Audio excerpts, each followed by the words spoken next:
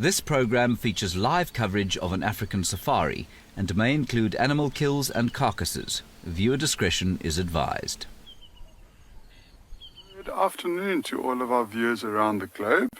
We have started off this afternoon sunset safari in no better way, in my opinion, with this awesome view of this young male leopard.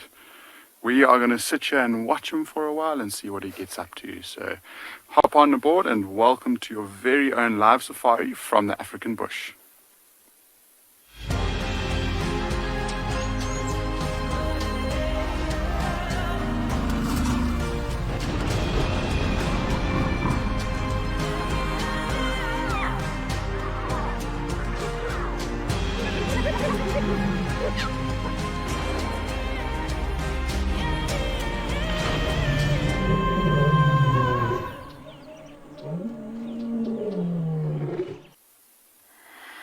So this young male has been around the same spot for 4 days, coming on to day number 5 already. So he and we, I guess, are so lucky to be able to spend some time watching him. My name is Eric. Behind camera is Owen, as always. And like I say, we are here in the Timbavati riverbed looking at this beautiful young male leopard who's enjoying the shade in this afternoon light. And we drove past pretty much just to check to see what had happened with that carcass. And it looks like it might just be 1.5 legs left. We couldn't see the neck, we couldn't see the vertebra, we couldn't see anything more. It was just the legs dangling, and that is the tree in question. And I think it's just such an effective tree to hold a carcass in. So he is happy to just sit and slowly but surely feed on this carcass bit by bit. It's now quite hot, so he must be coming down to lie on the nice soft sand where it's a little bit cooler and try and catch some breeze. And he's been putting on a show. He's been playing roly-polies down the hill. He's been looking at us, and so I think we're in for a real treat of an afternoon with this young male leopard.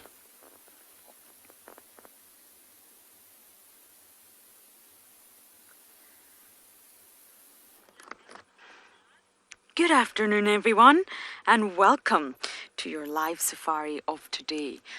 Craig and I have just been watching this incredible small little herd. And I've got another friend. I'm trying not to disturb him here. My name is Lauren. I don't know if we can get this. I do have Craig on camera, look. I don't know what animal this is. I think it's a wasp of some sort. How lovely. I'm whispering for a wasp, can you believe it? We don't see too many insects around anymore. Nice one, Craig. That was all of our introductions. I just thought I would show you that gorgeous insect. And it's a very, very hot day today here in Djuma, really hot. And I can imagine these elephants are feeling the heat too.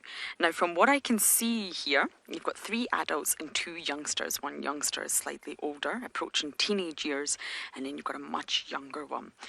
And this is very, very small numbers for an elephant herd. Only 5 in total that I can see. Unless there's some others behind that we haven't managed to count yet, it's very, very small.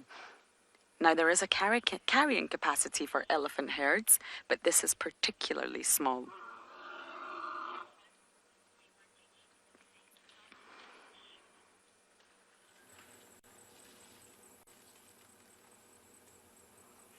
Sugar Bits, you are asking a question, but I did not hear that for the trumpets of the elephant.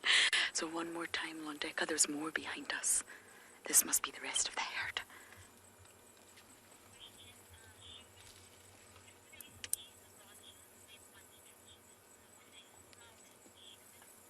Sugar Bits, elephants are really not visual. We've been talking a lot about intelligence and perception of animals and senses. Elephants have very small eyes, so they're not very visual animals. If you look at the size of their eyes in comparison to their skull, that immediately tells you that they don't use their eyes, so they will smell. Exactly that, you are right. They will use their nostrils to navigate to whatever delicious vegetation that they actually want to eat. Now, their size of their eyeball is actually said to be on par with humans. And if you think of the size of our skull compared to the size of an elephant's skull, that shows you that they really don't rely on vision. They're said to be slightly short-sighted, like myself. I can assure you that's not me, it's the elephants behind us. They're said to be slightly short-sighted like myself, and they only really see ahead for 50 meters. Now that's not very far. They've not got long-distance vision. So that's why they will use their nostrils. So I'm going to sit here for a little while and then head to the hyena den.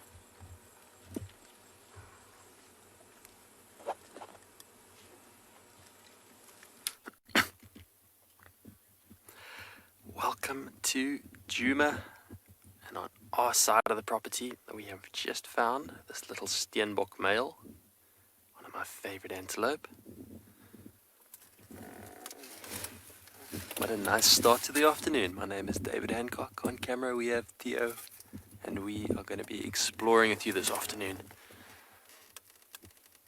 What's cool about this sighting is that he's standing still. Normally they are very skittish when you check them. They don't stick around for too long. They'll dash off, look behind them, see if anything's chasing, and then disappear into the thick bush. But this little guy is quite content to just forage around here, eating whatever he can find. They're predominantly browsers. They like forbs and nice new shoots of leaf. An interesting and unknown little fact about steenbok is they are the only antelope that will actually utilize a burrow, hide in a hole. Perhaps an old aardvark burrow or somewhere at the digging.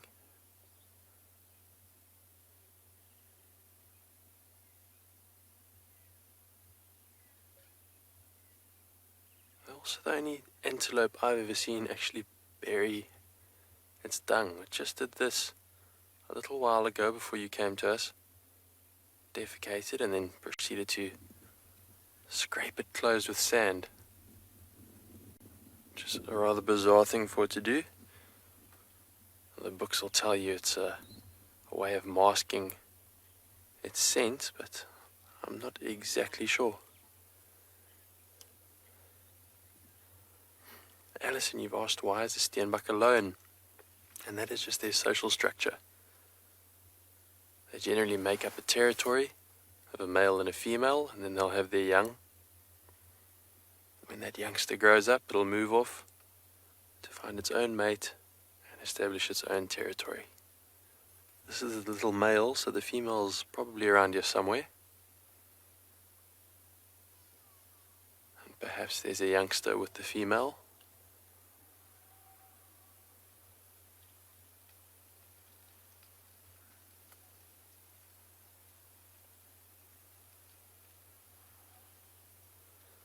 Well, I hear some elephants trumpeting down towards the dam. Perhaps it's been picked up on the dam cam, so I think I'm going to go and investigate.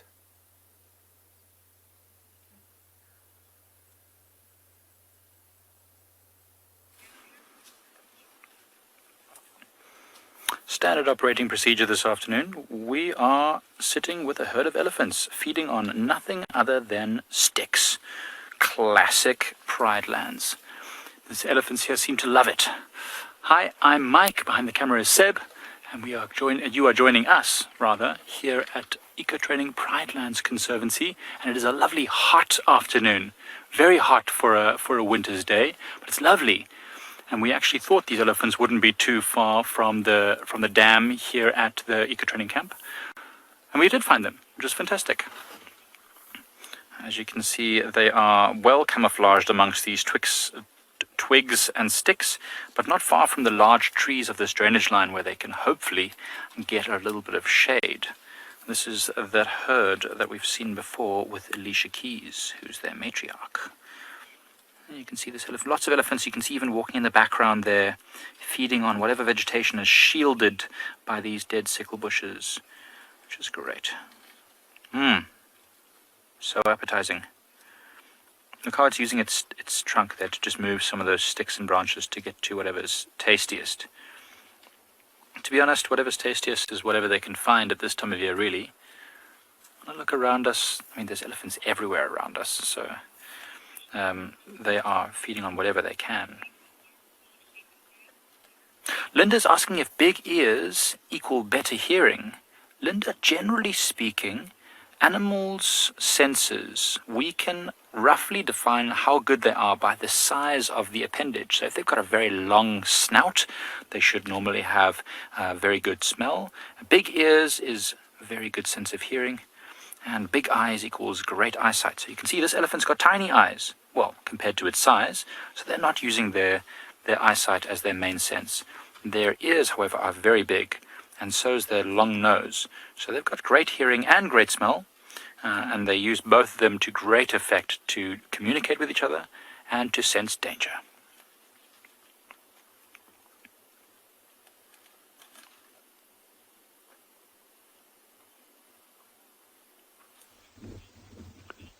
Good afternoon. It is a marvelous, a stunningly beautiful day out here at Swallow Kalahari. It is great having you with Davy and myself, Dylan.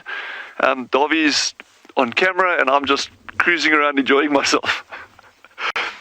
It is a fantastic afternoon and I hope you're going to stick with us to see what we can find for you. I've got two things that I really want to knock off while I've got you all. One, and if you want me to show you the nest of the Shelby family, if you want to, just give some feedback there and I will gladly make the time on this drive to actually take you to the nest. If you want to see what that looks like, just kind of put some comments there, let us know, otherwise I won't do it. And then the other thing is that I've got a very, very, very, very cool, very exciting little nest that I want to show you for this afternoon as well. And I was actually going to go to it yesterday, then we had the whole wildcat event, so I'll put that on hold.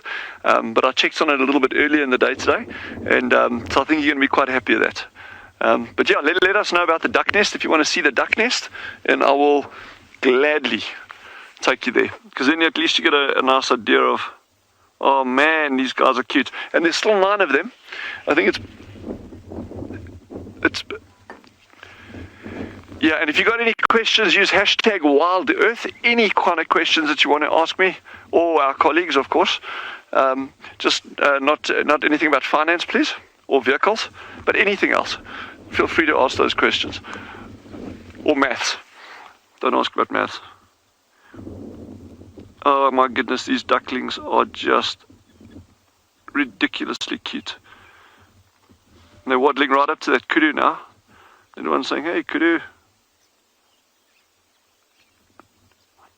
And still 9 of them. Like I said, this is good news. And again, you always get this one that just keeps on going further and further and further afield.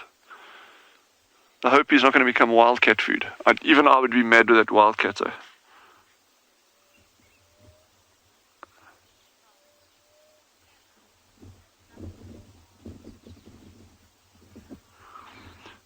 Sarah says the ducklings are the cutest. Oh my word, cute is like the starting point for these little guys. And they are just off the charts adorable. And I love the coloration on them, that black and white. It's very broken coloration, and actually it's certainly got to aid the camouflage in some way.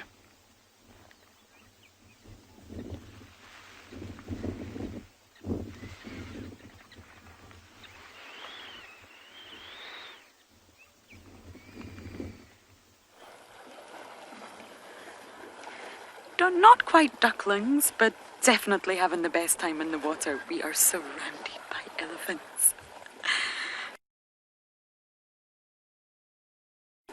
Let's have the best fun.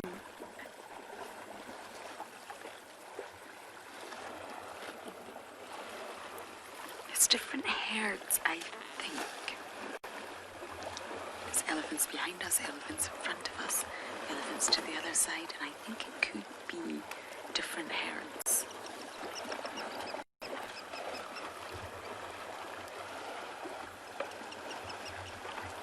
Look at that youngster going for a swim, following the adult.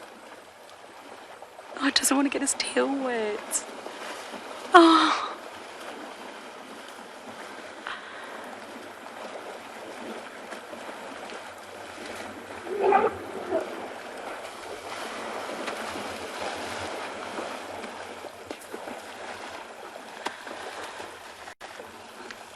just want to give you a view of the elephant we've got to the left of us, if that's possible, Craigie. Because I think this is normal. The lodge will be in the background, but I think this is the older bull elephant that we got to know, both Tristan and I. He's got a tear in his left ear, and he is the perfect gentleman. And he's just watching. He's just watching everyone else have a big carry-on. Probably thinking, back in my day, we would never behave like that.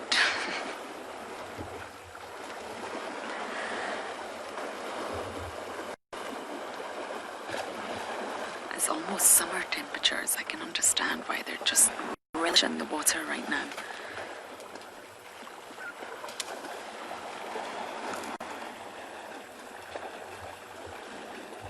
Now, water bodies for any species, there's an understanding that everybody requires water.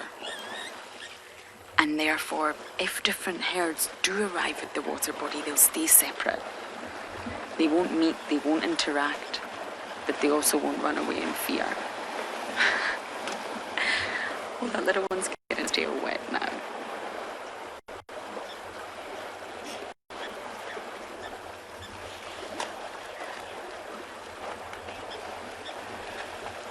Elaine, you're asking, can elephants drown? I don't believe so, because even though they're great big pachyderms, they're incredible swimmers. They are really, really good swimmers. Not only that, they're equipped with a snorkel in the form of their trunk. And that means they can submerge their entire body, keep the trunk out, and use it as a snorkel, which is incredible. But although they've got a great big body mass, I believe they're quite buoyant in the water, which allows them to be incredible swimmers. And primates and humans are one of the few animals that have to learn how to swim. We have to be taught. I went to swimming classes from under a year old until a teenager. And elephants and all sorts of other animals don't need to be taught that skill. As soon as they're in the water, they have the ability to swim, which is just incredible. So I don't think they can drown. But of course, in saying that, if they were to have an accident or be injured, or possibly a heart attack or anything like that, then inevitably they would drown. But otherwise, they're incredible swimmers and they just love the water.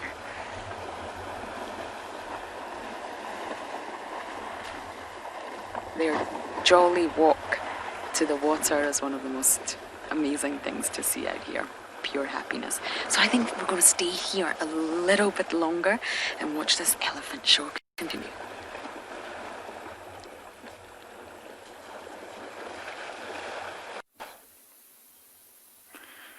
So this leopard has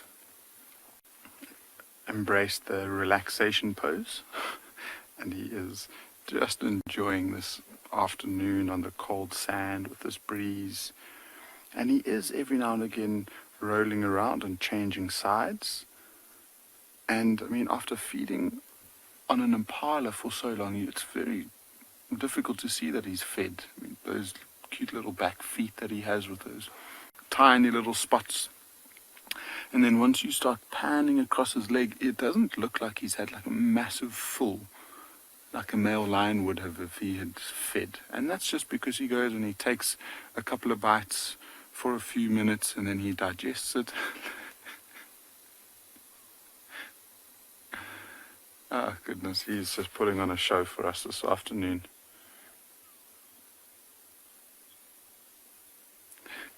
David, yes, definitely flat cat yoga. I wonder what pose this would be if we had to name it.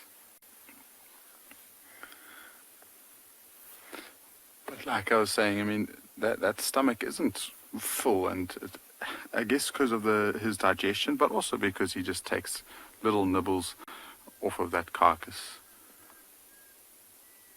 And every now and again he picks up his head and he looks straight opposite the river. So he looks to the left of us. And there must just be something moving and that he can hear, that he just quickly looks at and makes sure that it's not an incoming threat. The pride of lions that we see around Ngala very, very frequently was actually found this morning not too far from here. And if they were to catch a whiff of this carcass after it's been here for 4 or 5 days, they might come investigate to see if there's a quick little free meal. And he would be very, very vulnerable then. And so he needs to be constantly aware.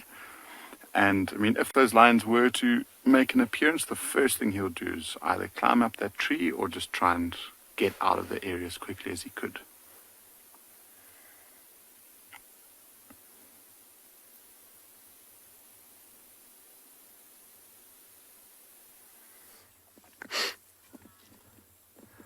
Well, we did manage to catch up to the elephant that we heard. This lovely big bull is chasing the breeding herd. There's elephants all over the show. And this bull has left the dam where Lauren was with that breeding herd.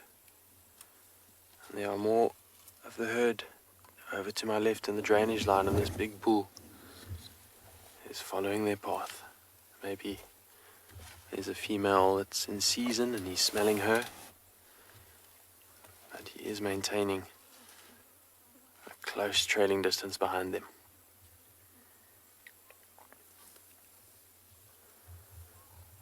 And this is not the first time I've seen this elephant today. He was at camp a little bit earlier today, between drives. He came right up to just below my room. And at the time I was actually playing my guitar, and I decided to serenade him.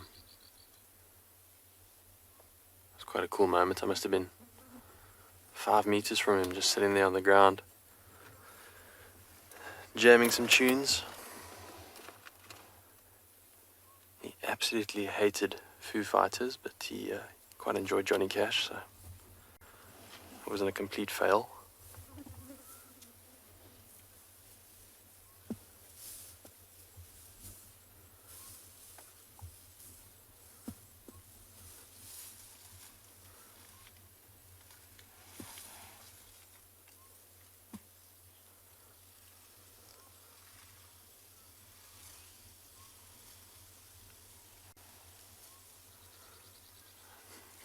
David, you reckon he's a bull with swagger? He did have a little bit of a swagger as he crossed the road there.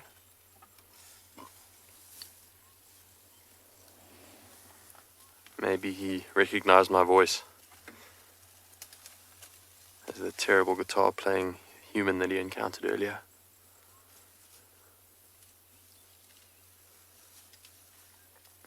But what a lovely start to the afternoon. Who knows what else we are going to find.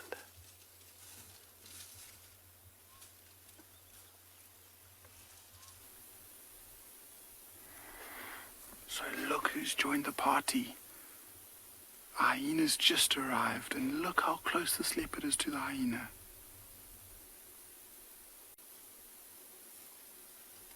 This is incredible. Look at that view. That hyena, look, is going straight towards it. What's that leopard doing? Oh!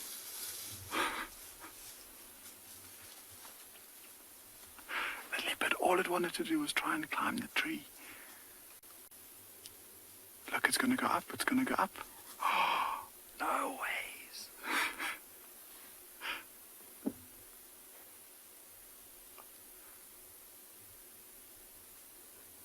That is amazing. And it's looking down at the hyena and snarling at it. You can just see tail on one side, leopard head on the other side. So this is exactly what I was talking about earlier. And this is why leopards hoist their carcasses, is to prevent things like hyenas coming in to steal it. And now that hyena obviously got the whiff of that carcass, realizes it's in the tree. Hyenas are completely incapable of climbing. And so it's decided to carry on moving. So it'll be interesting to see what this leopard does now, if it comes back down to continue relaxing, or if it decides that up this tree is the safe spot right next to the carcass. He doesn't want to get caught in between the tree and the carcass like he almost did with this hyena. And so maybe it decides to just rest here. But how is that? That leopard, just all it wanted to do was climb back up that tree. And that hyena got in the way most of the time until the leopard used the tree as a barrier and just quickly shot up the tree.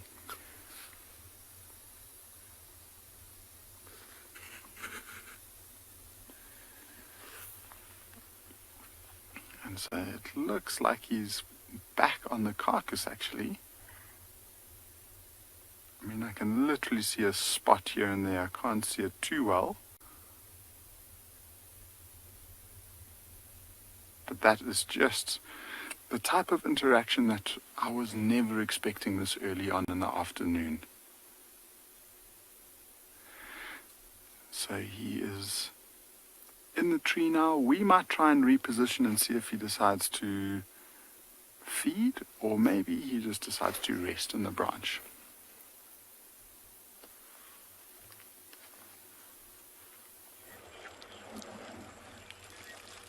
It's chaos here. Those two herds seem to interact.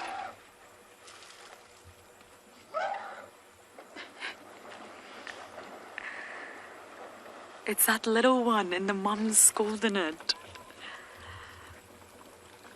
Absolute chaos. Dewey the hippo was taking a complete tantrum. He hates it. He hates when the elephants come down to this water body. There's still a few elephants drinking, and there's another herd on their way. Wow. Those two herds were actually one big herd after all. Or at least related. Kinship herds is what you called herds. It used to be part of the one herd, but it got too big. I mentioned carrying capacity earlier on, and they split. So they're separate herds with separate matriarchs, but they're called kinship groups because they'll be related and they'll remain in contact. Their interactions will be nice. They will not be aggressive.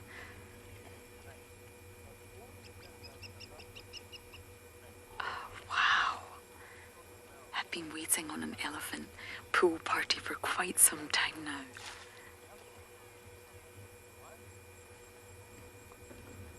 Lots of emotions. You can really feel the energy when the elephants are around.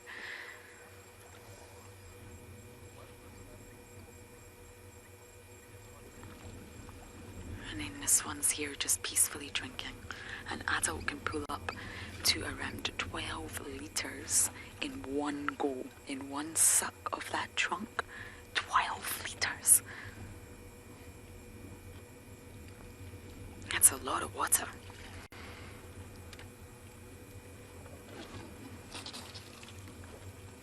You can see the little blacksmith lapwing just casually hanging around.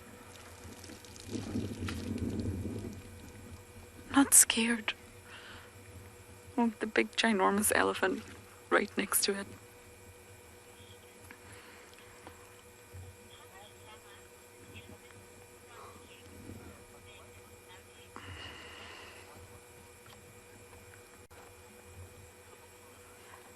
So I think there's another herd on its way.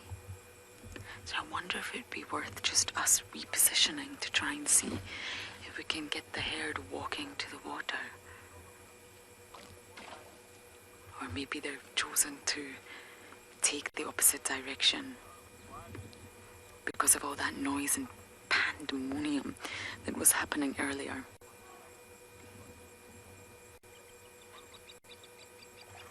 You can see just off in the distance here, great, there's two still fighting. I think it's two young boys. They're still clashing tusks. Okay, I'm going to try and reposition and see if we can get a view of any more elephants coming down to the waterhole.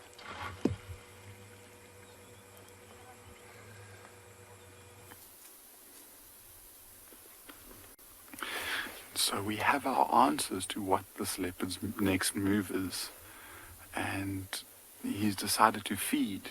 And interestingly, I mean, when we drove past for the first time, we literally just saw the first two, or the back legs dangling down, and I thought that was the last of the carcass. But what he's feeding on is the torso.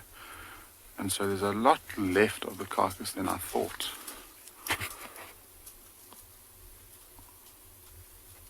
And it looks like he's getting, it must be the rib cage that he's sticking his head in.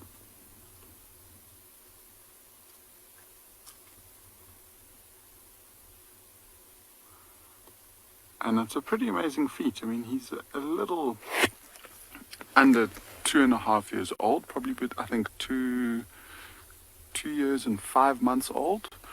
And he's managed to catch this fully grown impala ewe, who was basically exactly the same weight as him, I'd imagine. Yo, there's no more head left. I think there's just a little piece of jawline that's still attached to the skin. But the rest of the face is gone. And he must have gone and eaten the brain.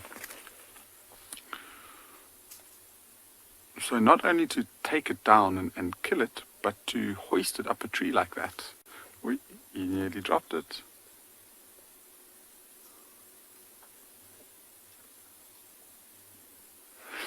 So Nicole, if you were watching that, and I mean it was all so exciting and it happened so quickly, but the hyena is much bigger and stronger than a leopard.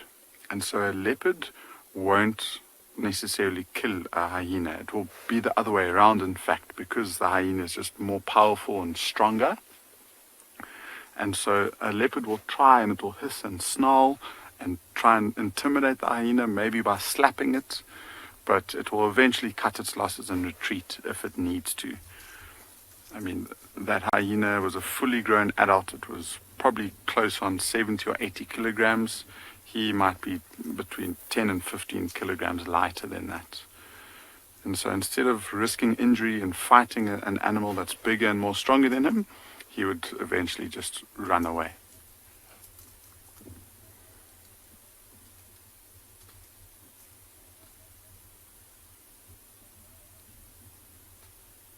So he's really starting to get tucked into that carcass now. Yes, sunset does look like he's starting with a delicious early dinner of ribs, which he won't eat all of. I mean, he'll nibble on the very edges of the ribs and he'll try and get the meat in between. But usually leopards aren't strong enough to, or its jaws at least, aren't strong enough to break through and eat the whole rib. And so that eventually, once he strips it, hey, sorry, I forgot to finish my thought there, but basically I just looked and I saw that same hyena who's just cut its losses and is lying down on the road up ahead of us. So we might show you that in the next few minutes.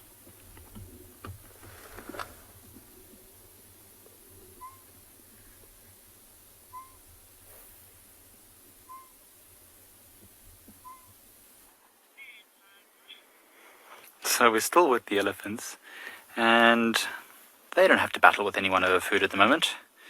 They are just enjoying the shade. As I mentioned before, they weren't too far from the shade of these larger trees in this drainage line, and they're literally just all pushing themselves under whatever cover they can find, or for the most part, in order to stay nice and cool. And they will come down to the waterhole a bit later, I'm sure, and drink. In fact, it looks like they were there maybe very early this morning. There's a bit of mud on some of them, on their backs and on their bellies. But most of them are just now. What is that one doing with that massive branch? That's surely not very tasty. That looks like a dead branch. Maybe it's just getting the bark off of it. Very interesting. Oh, other elephant is getting too close to his branch. Don't take my stick. That's my stick. So that's actually good. That branch, I think it might be that particular branch that kept smashing Seven Eye every time we went through this drainage line. So the elephants are busy doing a bit of modeling for us, remodeling, re-engineering. It's excellent. They are actually going to open up this reserve quite a lot. As I mentioned before, Pridelands has not seen elephants until the fences came down with the greater Kruger for many, many years. So this environment has become quite thick. And with the elephants doing their thing, they're busy opening up areas and making it more like what it should be, a mosaic of thickets and grassy areas and woodland as well. It'll eventually be that most of these areas will only have the large mature trees left, and then some very small young tree recruits, as they call them, and then grassland, which is more natural. These thicket areas where there's lots of thickets of sticks and sicklebush and flaky bark thorns, that's a product of not having elephants around, so they're really, really important. Look at that, literally just chewing on that really dry stick, just getting the bark. It will take the branch, you'll see the branch on the other side, look at that, literally stripping, it looks like a piece of biltong, stripping the bark off that, or a piece of sugarcane. You know when you take the covering of a sugarcane and then you just eat the middle part. No, done with it. Wasn't as tasty as it thought. All of that fighting for nothing. Oh wait, not finished yet. Get a little bit more. Sophie's asking why female Asian elephants don't have tusks. Sophie, I'm not going to lie to you, I didn't know that. I thought all Asian elephants had the potential to have tusks. I'll have to do a bit of research there. But if they don't have tusks, it's almost certainly because tusks are generally used by most of the males for fighting against each other to dominate a herd of females and get mating rights. In African elephants, they all have the potential to have tusks. So this looks like it's a male, but females will also have tusks, usually more slender, but sometimes quite long, and male elephants generally thicker. Now, it surprises me that females don't have tusks, but I suppose they're very large, right? Much larger than most of the other animals that are found in that area, and so there's not really a reason for females to have tusks, if that is the case. That's interesting, though. I'm glad you pointed that out to me. I'll definitely have to do a little bit of research, because that is very interesting. I didn't know that. There's a little youngster pushing itself into some of the thickets there. What a lovely view. Starts on me, or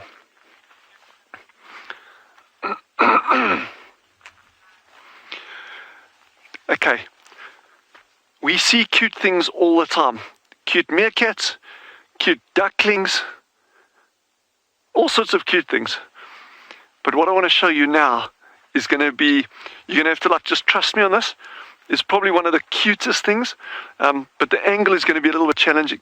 So I've got this, I'm not like a bird watcher. I enjoy birds. I know one or two of them, but I'm not great with birds. But I love looking for nests. I love finding nests. And for me, it's not about the actual nest itself, but the behavior of the birds, giving you little clues and watching them and trying to figure out where the nest is, like that shelduck. I really enjoy that kind of stuff because it's the bush lore rather than just, okay, that's a bird, it's a fawn-coloured lark and it lays X amount of eggs in it. So anyway, so I'm always on the lookout for nests. And what we got over here is something really, really cool. To many people, it might just be a common bird, but I absolutely love these little guys. This is a nest of a Cape turtle dove. Some people know them as ringneck doves. I think in some of the new books it's called the ringneck dove. And I was actually going to pop in here yesterday when we went down to the wildcat. And then we got this wildcat sighting, and then it just kind of didn't work out. But yesterday, the mother was still sitting on this nest the whole time. And I checked it 2 days previously. So now you've got these little chicks. There aren't even eggshells here because often the parents actually take the eggshells away from the nest to try camouflage where the nest is. So this particular one was a really, really lucky find. It looks like, and it's very difficult to see because the nest is actually quite high up. I'm 1.7 meters or just over 1.74 something. And if I stand with my arm outstretched, that nest is still another 1.5 foot above the level of my hand. So that's probably sitting at just over, it's probably 2.5 meters in height, give or take. So it's difficult to get a nice angle in there. But it's just, how cool is that? And we'll be able to keep tabs on this nest over the coming weeks as well. But this is what I love. We are like right in winter. Okay, fair enough. We're kind of like past the midpoint now. We're going to slowly going into summer again. But like in winter, you got all these things already starting to breed. And the amazing thing for me is that they actually built that nest under our noses. We just need to start doing our job better and look harder for these things.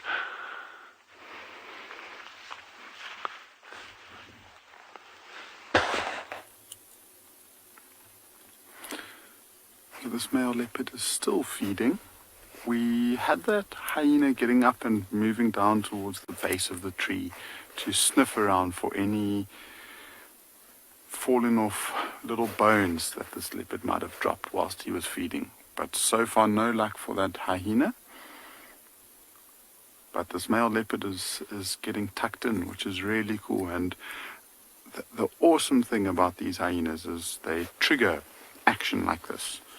Because if that leopard didn't get interrupted and that hyena never came past, there's a good chance that he could have sat on that bank and he could have been there for another 2 or 3 hours before he decided to get up and move.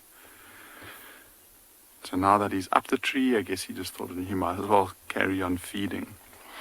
But that hyena, if we have a look at it, is actually behaving quite interestingly, because we noticed that it was pretty nonchalant when it came towards the leopard, and it walked straight towards it, didn't see it, or it looked like it didn't see it, and then it sort of reacted as the leopard snarled at it.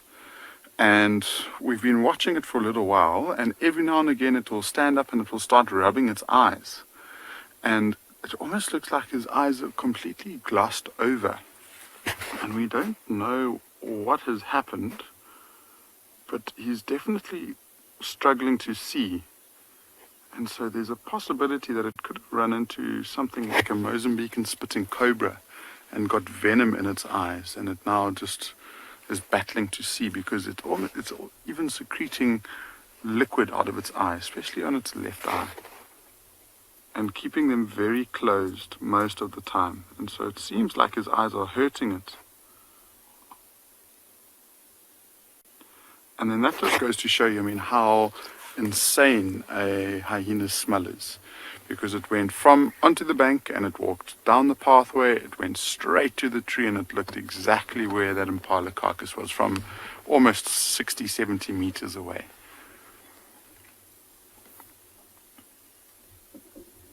So there's a good chance he could have smelt that from a couple of 100 meters away when he got a quick little sniff of the decaying meat. It has been 4 days. It's been in the shade the whole time, so the meat doesn't look like it's in such bad condition, but it must be starting to stink. We haven't actually got too much of a whiff of it yet, but the meat does look like it's still quite red.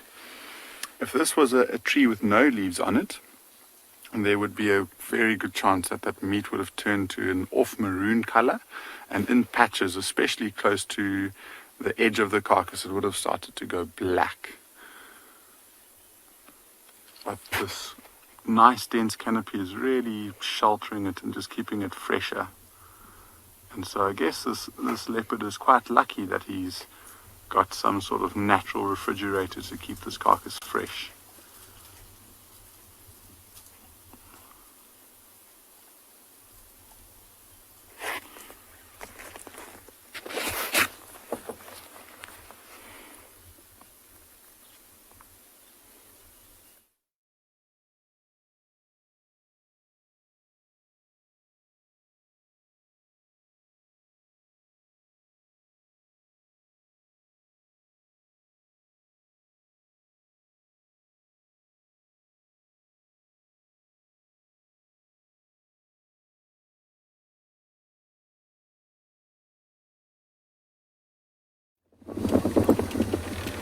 Well, we are just cruising down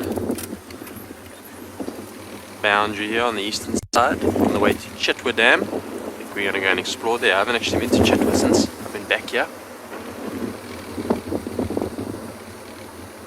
I'm going to go and see what is up at Chitwa. Maybe check the fish eagle, maybe a crocodile. There's always something going on at the dam.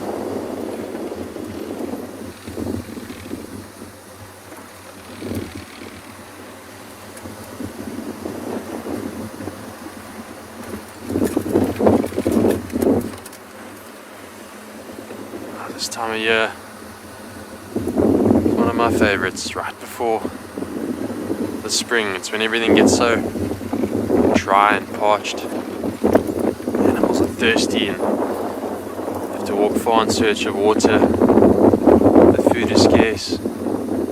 It's just that building desire for the relieving rains that'll be here in a few months. A lovely winter afternoon in the bush.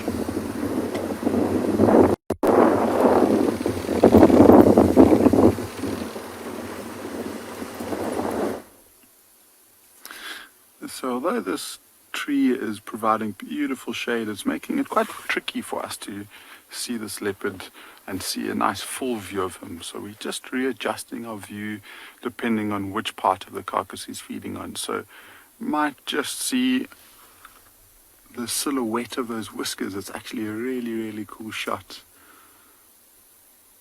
as he's nibbling away on that impala carcass of his.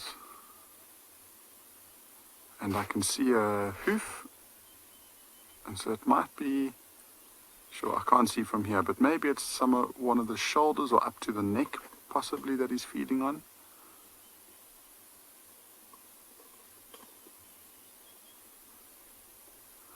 Whatever he's getting into, he's needing to crunch a couple of bones. And so we're hearing the crunch every now and again.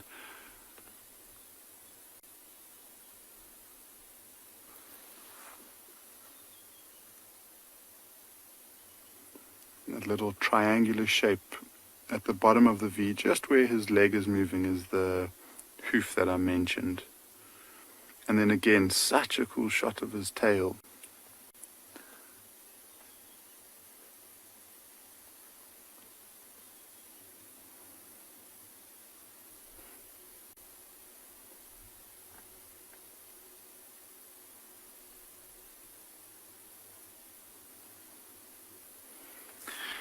One of these sightings where we don't really need to see too much. We just sit and watch what he's doing and listen to the noises around us.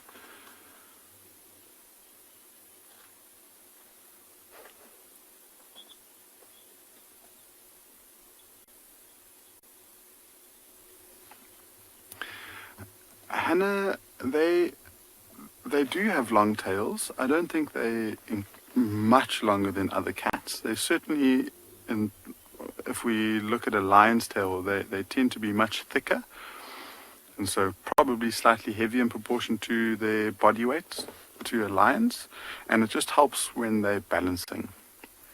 Up in a tree like this, you'll see sometimes the tail will flick from side to side. It's also a very important signal for body language, so the tail will flick from side to side and they can communicate to other leopards via their tails. And so it's not necessarily much longer, but it does play a vital role in leopards, especially for when they're climbing up big trees like this. One of the most insane things is to watch a tail of a mother leopard when she's got new cubs and she's moving through the bush. And you can see that she basically talks with her tail. She lets off these little signals. The tail looks like it's got a mind of its own. It really is mesmerizing to watch that tail move.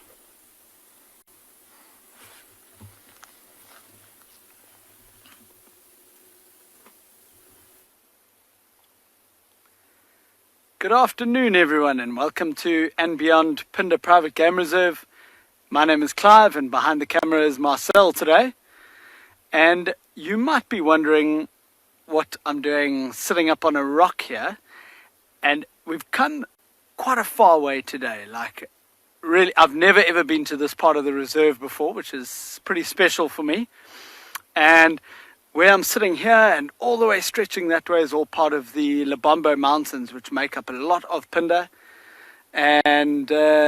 And these rocks that I'm sitting on is all part of that. And it's all part of a volcanic eruption that happened about 140 million years ago, I think it is. And obviously these rocks break down and give us all these soils out here, which attract all the animals that we're showing you every day on Game Drive. So it's important to see where it all starts, you know. And there's a lot of ways these rocks would have broken down over millions of years. Water and wind and the grinding of other rocks, and even this little thing here. Now on these rocks you'll see there's some white patches like this here. some orange patches like this here. There's this kind of darker grey colour over here. There's black over there. And all of these are different species of lichen, of which I think there's about 16,000 in the world, 16,000 different species. So there's a lot. And what this lichen is it's a symbiotic relationship between fungus and algae. And the fungus is what you can see, the actual like structural part of it. And the algae is what actually photosynthesizes and creates food for this little symbiotic relationship, for this little organism. So pretty amazing. And they actually help to break down these rocks as well, very, very slowly. I mean, you can imagine it's just small little pebbles. Mimi, where I'm sitting here is all part of the same mountain range. So it's in the region of about 140 million years old, this whole mountain range. That's when it was formed. Well, obviously an estimate, but yeah, pretty amazing. And for me, it's my like newest thing that I've been reading up a lot about is all the geology here on Phinda. Aha, Peter, thank you. Thank you. I'm glad you find it interesting. It's nice to sometimes just slow down, as I always like to do, get off the vehicle as well and walk around a bit.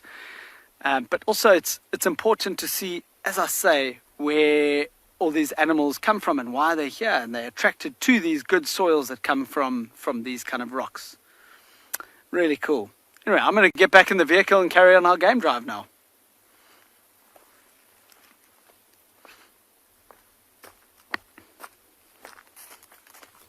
We just made it down to Chitwa Dam and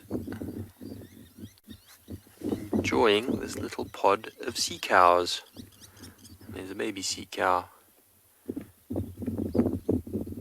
If you're wondering why sea cows, it's basically just a direct translation from probably my favorite language to speak, Afrikaans. Dis 'n baie lekker taal vir al die name van die diere. Which basically means it's just a really nice language to speak it, and the names for animals are brilliant. Siakwi is a sea cow. If you really stop and think about it, they do eat a lot of grass like cows. They are kind of bulky like a cow. And they love water. Obviously this isn't the sea, but on our coastline, way back in the old days when Jan van Riebeeck and the first explorers arrived on the Cape, there would have been lots of hippos up and down our coastline. We still get hippo on the east coast in places like St. Lucia, where they will go into the ocean, so that's kind of where the original naming comes from. Lovely to see that youngster out over the water, that nice pink belly. The oxpeckers all over it, getting any parasites they can find.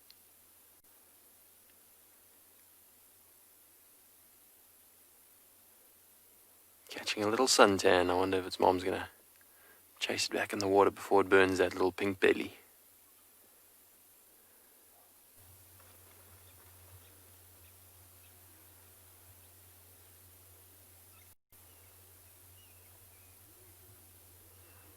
Trying to think of some other cool names in Afrikaans.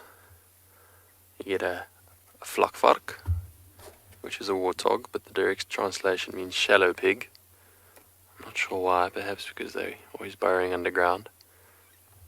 Below the surface, shallow, vlakvark, shallow pig, and then you get, it's another favorite, an eystervark, which is an iron pig, which is a porcupine.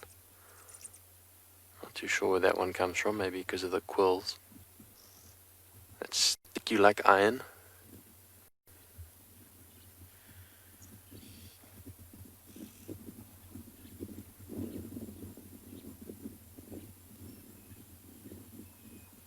Of course, don't forget the kameelperd, which is a camel horse. Can anyone guess what that might be? What on earth out here in the bush would remind you of a camel horse?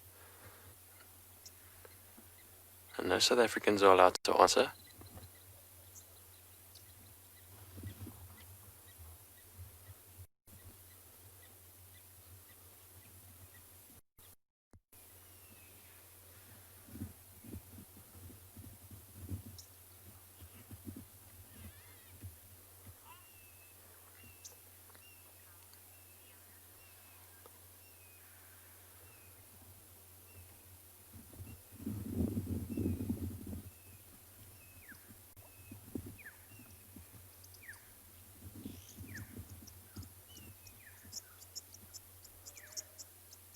Often find it very interesting to study the different languages and different names of things. Our local Shangaan language, which is the local people group in this area, rely on onomatopoeia, which is basically they call things as they sound. So for instance, a zebra is a mangwa, and that's basically the sound they make. If you listen to them, mangwa, mangwa. Many examples of that. And translations of things that actually just really make sense, like animals being called according to their characteristics, their size, what they do, their tendencies. Very interesting how different languages have taken to naming things.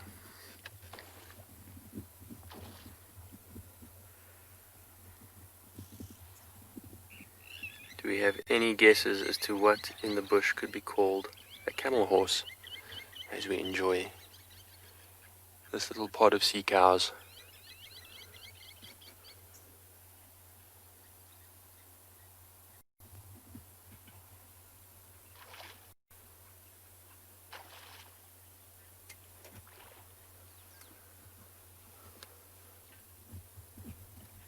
Well, I'm not getting any takers, but the answer is the giraffe. A camel horse, a kameelperd in Afrikaans, no other than the mighty, tall as the trees giraffe.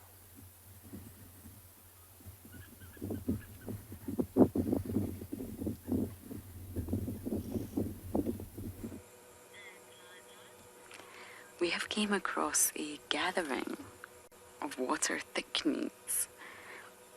They're real, I promise. They're just not moving.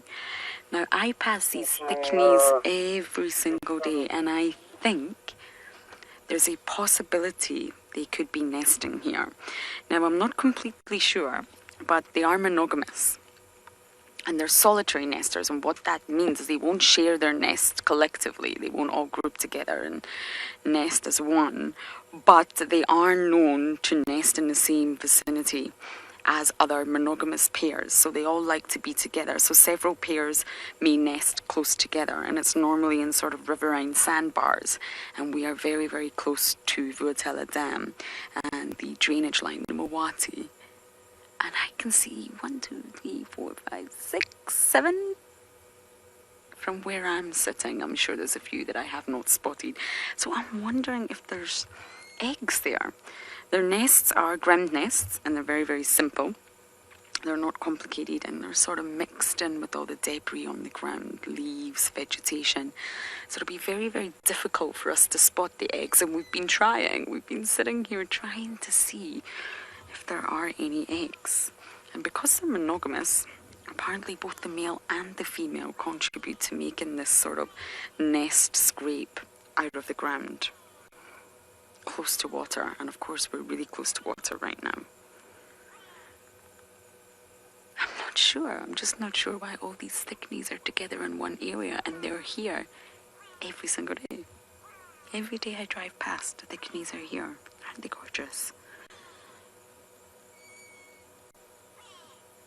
They're said to roost most of the day, and they're primarily nocturnal. So that's why they're so inactive right now. They're very, very still. They're just roosting, resting, sunbathing, vitamin D, and they'll get active once that sun starts to go down.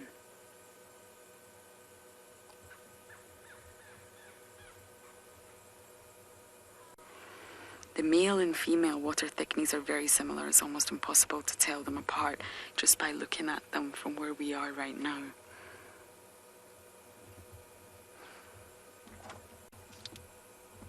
And the reason you find them around water is because they feed on aquatic animals, from frogs, insects, fish, crabs, yummy, delicious aquatic delights.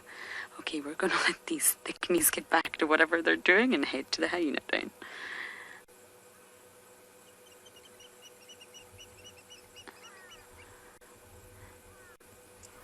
Thank you. Well, just moved a little bit closer.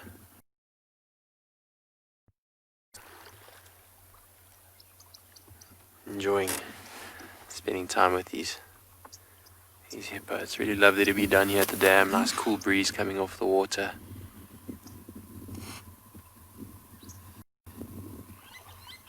Let's just listen to the sound these hippo are making, the bubbles they're blowing, coupled with all the bird calls around the dam.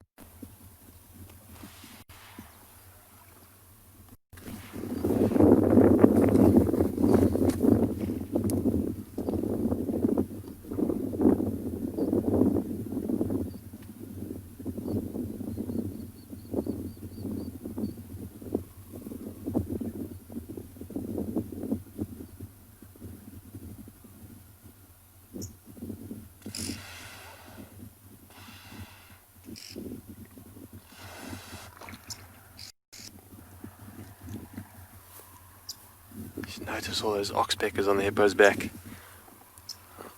A couple just flew away, but there's one, little red-billed oxpecker. Generally large mammals will be accompanied by them. Another interesting, nearly got dunked there. Another interesting name in Afrikaans. It's a renostervolkie, which is, oh, excuse you, directly translated as a rhino bird.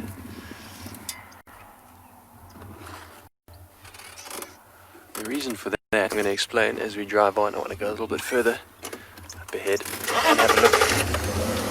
See a big hippo bull down there. Renostervolkie, a rhino bird, and that's because I suppose the first people to name it noticed that they were always on rhino, and way back when people were exploring in the southern part of Africa, they were noticing a lot of rhinos. There were thousands of rhino, far more than we have today, and you can pretty much be guaranteed that where there's a rhino, there's an oxpecker. So that's why they called them a rhino bird. And here we have Mr. Crocodilian. What a lovely sighting. That is going to be an exceptional crocodile sighting. Just going to stop here so we don't get too close. I don't want to startle it. He's sunning itself there on the bank.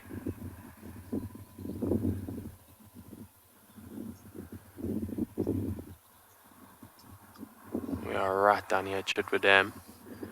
And if you're hearing a noise, they're obviously busy doing something at the back there. Perhaps fixing the roads with the tractor.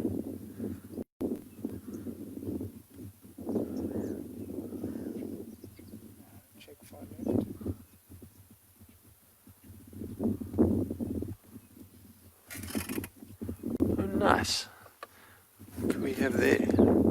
Little leopard. The colloquial term. Monitor, its proper term, is a water monitor, similar to the rock monitor. Well spotted, dear. I have my binoculars here and have a bit of a closer look.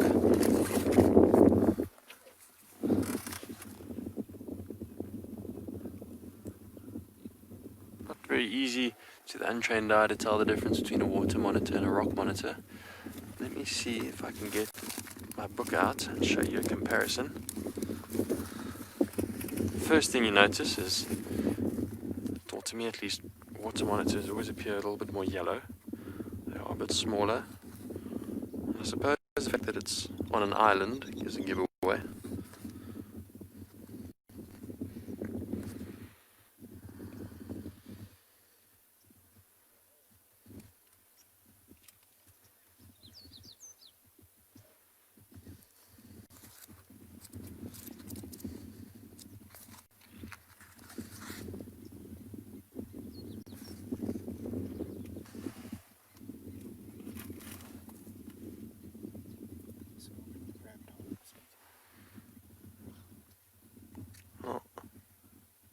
Pull it up in the book maybe on our next segment.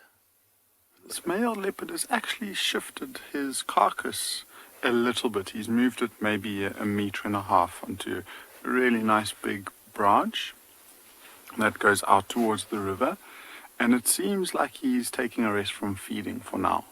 He's got his head down. It looks like his head is facing away from us, looking down. And he's not really fed on the carcass for the last 5 minutes or so.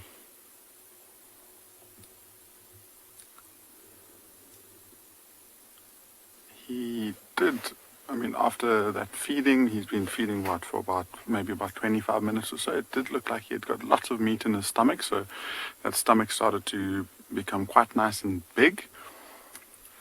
And I'm sure he'll just take it easy from now, and eventually you might find he could come down from the tree and head back towards that sandy bank where he's been enjoying lying down for the last couple of days, and just give his stomach a chance to digest all of that food before he comes back up and feeds.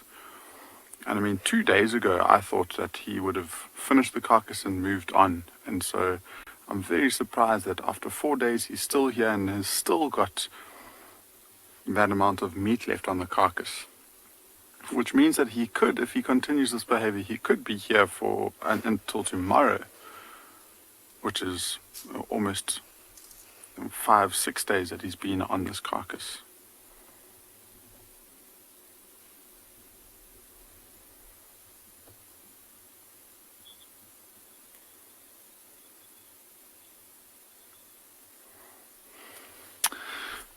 So, Veronica, leopards on the odd occasion will use a tree more than once, but I don't think it happens very often. I think there's so many different trees within their territory that they can utilize. They don't necessarily need to come back to the same tree.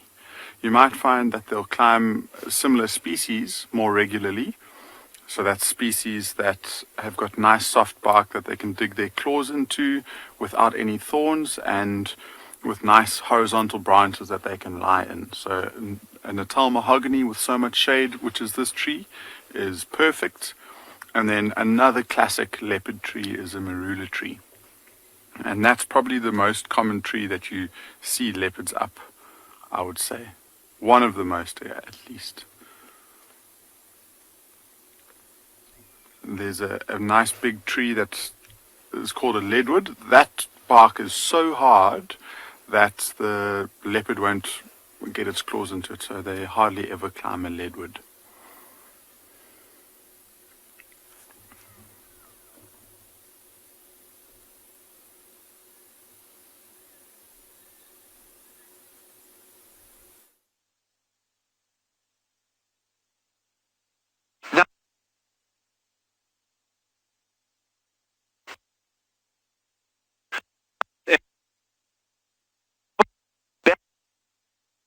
The way we actually, by watching where the birds are going out and then walking, so it's many kilometers.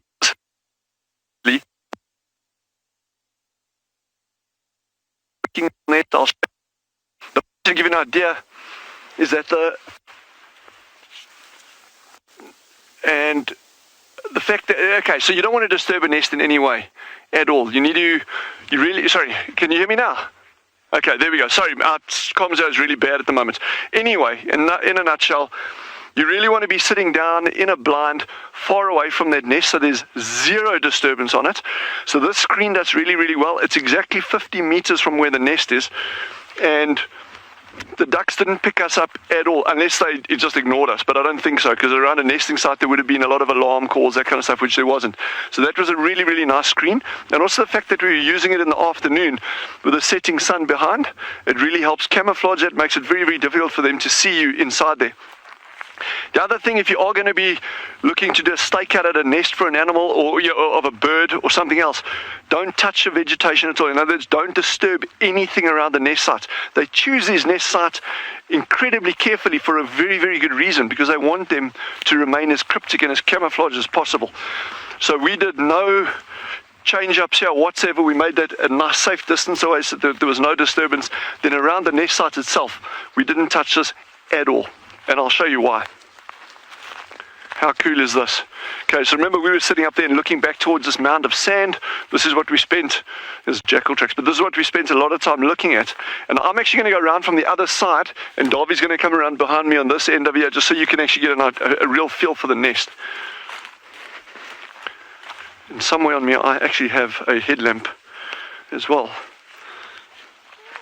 So typically they use aardvark burrows, and I think that's what threw us off to begin with, is we were all looking for aardvark burrows, but it wasn't. It's actually in a spring air burrow. To my knowledge, it's only the second or third record ever of this species using a spring air burrow. Maybe it's a lot more common than we think. Anyway, so this is the burrow over here that they've been coming in and out of, and there's no fresh tracks here anymore, just because that's now been a full week. But I just actually wanted to have a look inside there to see if there's any way of seeing what was going on in there. You actually can't see very far inside there. I don't know if you can get down there, Davy. Yeah, a little bit. No. Yeah, it's very, very difficult. So that tunnel, I'm going to put my hand there. You can see that's the size. So let's say it's about 15 centimeters across, about 20 centimeters high, and that was absolutely adequate for that duck. So that tunnel goes way back inside there. How awesome is that, eh? To think that entire Shelby family, okay, minus the dad, he doesn't come down to the nest apparently at all. The female does all of this. She lays the nest, lays the eggs, obviously, as opposed to the male, incubates them by herself, looks after them, but then both parents take them out down to the water. So Davy and I, we're going to actually try to work out how long it took them to walk from the nest down to the dam. So this nest is exactly 800 meters from here to the dam. So these little ducklings walked for 800 meters on those tiny, short, little webbed feet of theirs through this.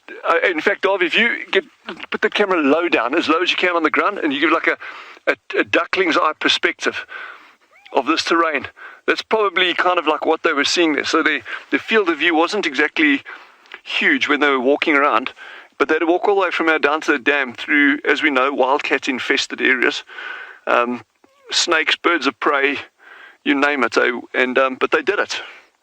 So that is a shell duck nest, everyone.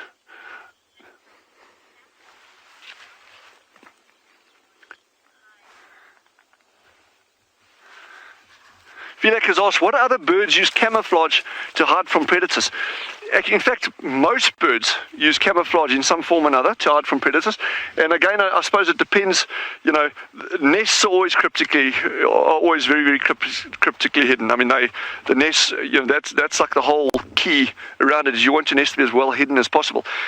The big thing that comes out, some people ask, well, what about something like a lilac-breasted roller, or a crimson-breasted shrike, or a golden-breasted bunting, where you've got like these startlingly bright birds?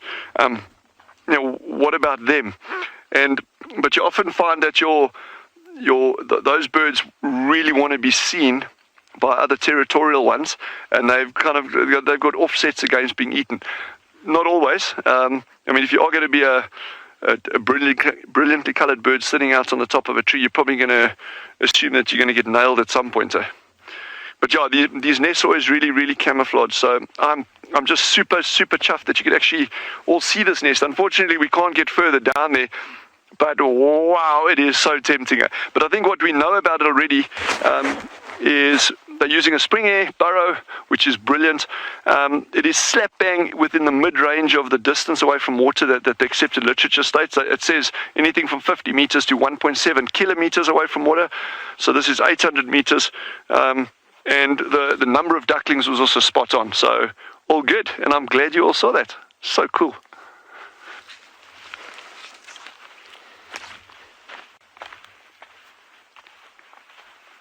Rex, do you see us up here?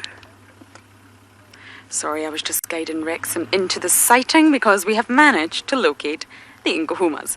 Now, it's not been easy. We knew they were on the property, but it was not easy, and I'm going to possibly show you how it's not easy. Craig, if we could just have a quick glance at my current situation. It's really not ideal.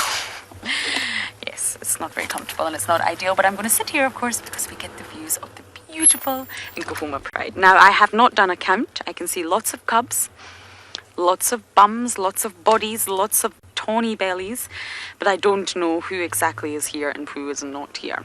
I can see ears twitching way in the distance as well. So I don't know if we've got males. I don't know how many lionesses we have, but we'll get there. What a drive it has been already. The Nkuhumas have been on the property for about 4 days now. Maybe longer, actually. And it's funny that this is happening because last winter they were said to be, big yawn. That was half-hearted. It was. Last winter they were around Juma almost all the time, and then as summer approached, they started their move down south, pushing down south to the sort of Londolozi, Malamala area. And it's funny that it's winter again and they're spending a lot of time on Juma. I just wonder if there's possibly a relationship there. But either way, it's great to see them. I just got asked on the radio if it looks like they've had a meal, and it's really tough to tell from this angle. I am at one with the kombucha.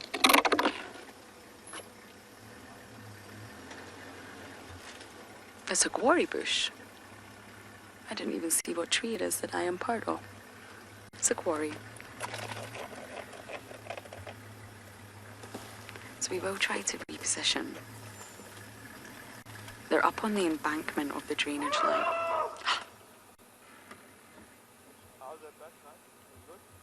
Ellie's everywhere upset. I wonder if they could possibly smell the lions earlier. They've got very good sense of smell. I touched on that earlier. And they would probably be able to smell a whole pride of lions. And it would upset them. They would react. Elephants are very reactive. It's all about protecting the herd, protecting the young ones. Lions absolutely would hunt a elephant calf, a young elephant, if they had the chance. And that's why it's important. Adult elephants are always alert and always ready to rally round and protect the young.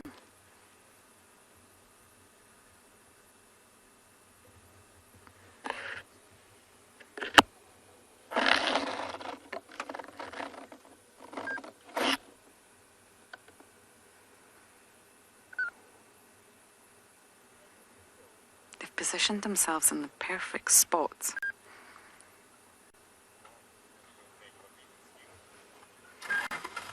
It's really shaded here and it's not too far from water. Wouldn't it be fantastic if they went to Wildearth Dam to drink?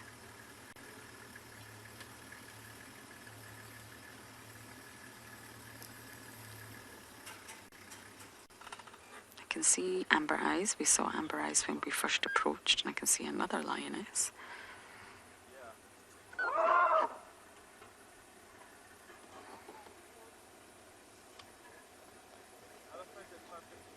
Very unhappy elephants.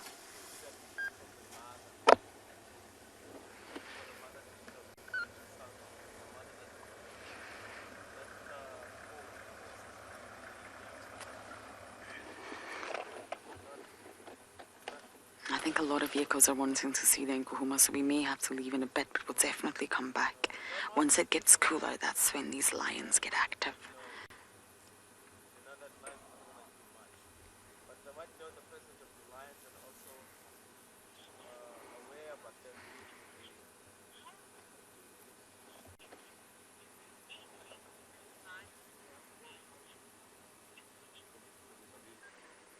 George, you're asking about genetics enabling the survival of mange. I'm not entirely sure what you mean. Normally with mange, we've discussed quite regularly, due to the Nkuhuma situation, it's a parasitic mite. And humans can also be affected by this mite. But when it comes to lions, it weakens them. So it's not that genetics would play a part. It's more in the fact that their immune system eventually becomes very, very weak. And the animal will lose hair. They can become very, very dehydrated through the whole process. And it can lead to death. But ultimately, when you see the hair loss, that's from an allergic reaction to the mite. So the mite's buried into the hair follicle, which doesn't sound so pleasant, and an allergic reaction happens. Sorry if you keep hearing noises, I keep banging my head into this branch. And it suppresses the immune system. So that's what encourages or causes the animal to become very, very weak and leaves it unable to fight infection. So I'm not sure that in this sort of situation, genetics would play a part. I hope that's what you were referring to, George. And because there's so much water around right now, and the Nkuhumas are getting a lot of food.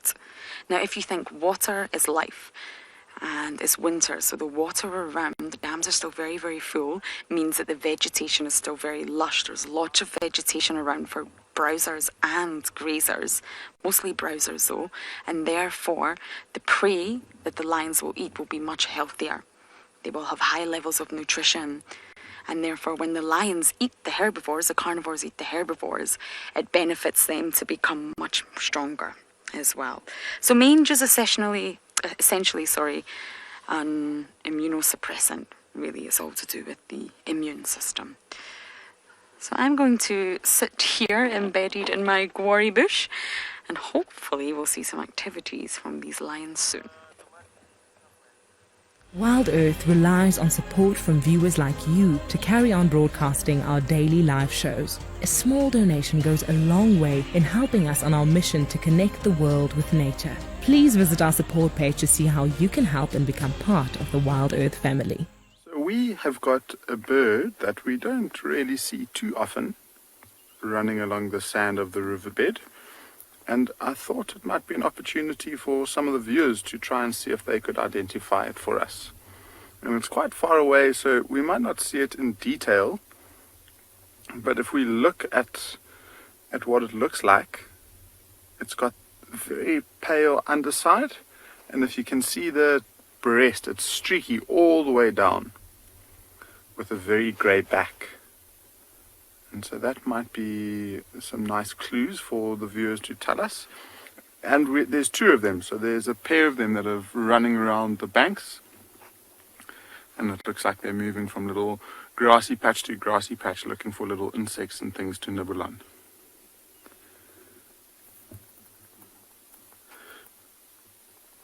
So when they fly, it's also sometimes quite a good giveaway, because when they open up their wings, they've got these pale little windows that are a yellowy orange color.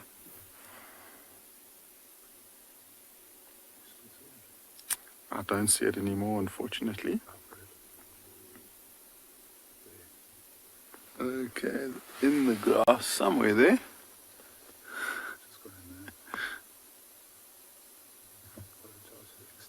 Oh, there we go. It's just moved off to the right a little bit.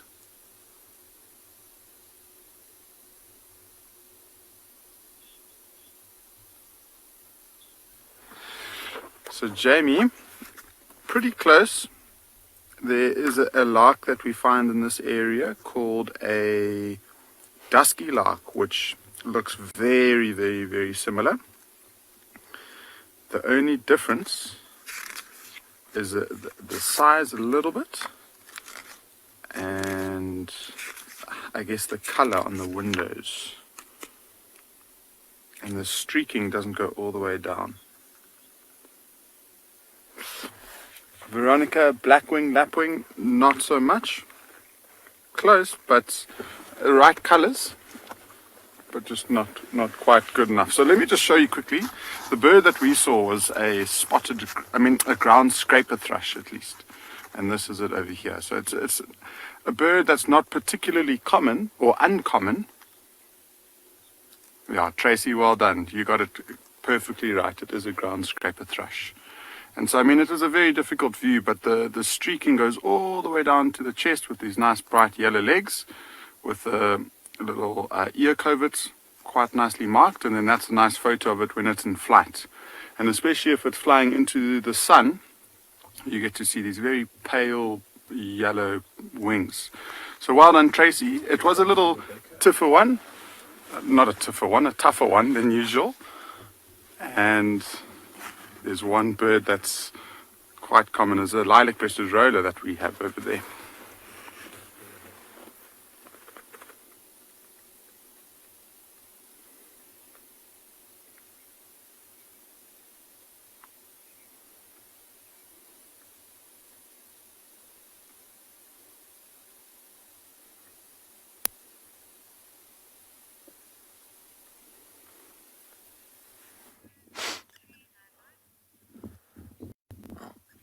Still here with our crocodilian.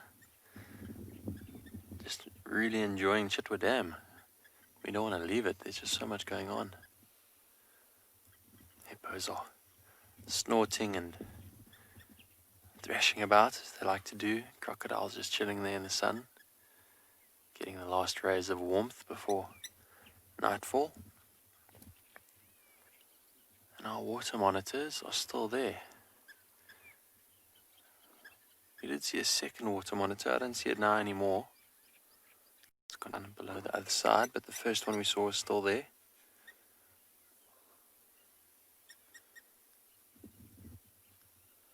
Also called a legavan.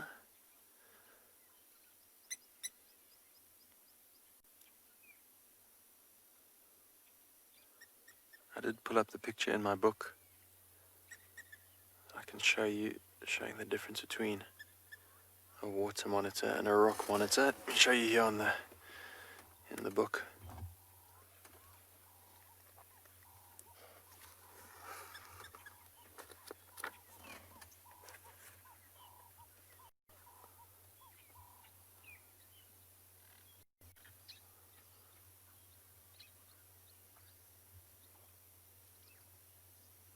Quite similar, these two, rock monitors and water monitors.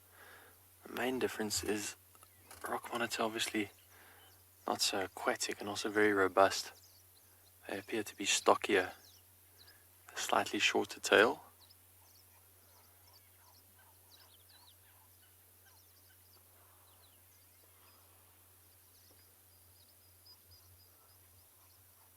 And quite aggressive. They can really whip that tail and give a nasty bite if you come too close, as I found out more than once as a child.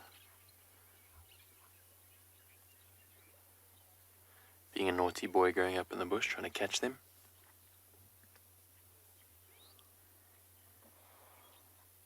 And also quite the scavenger. They'll eat just about anything they can find. Carrion, even aquatic birds if they can grab them. They love eggs, even crocodiles' eggs. Even recorded eating baby crocodiles.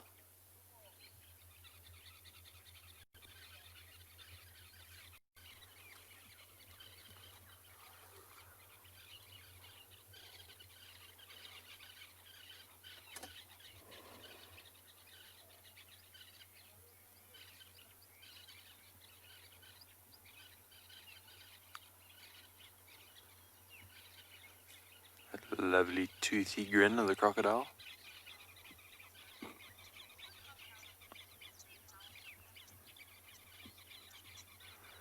Lisa, you've asked, do crocodiles sleep with their mouths open? I suppose they can. Hard to say when a crocodile's sleeping or just resting or just lying silently. We often see them with their mouths open on a nice hot day as they lay in the sun. It's a way of dispersing heat from their bodies. Remember, they are reptiles and they are ectothermic, opposite to endothermic, which means their metabolism is controlled by the environment. Endothermic are mammals such as us that control our body heat by our metabolism. A reptile like a crocodile needs to get in the sun if it's too cold, or get down into the cool waters if it's too warm.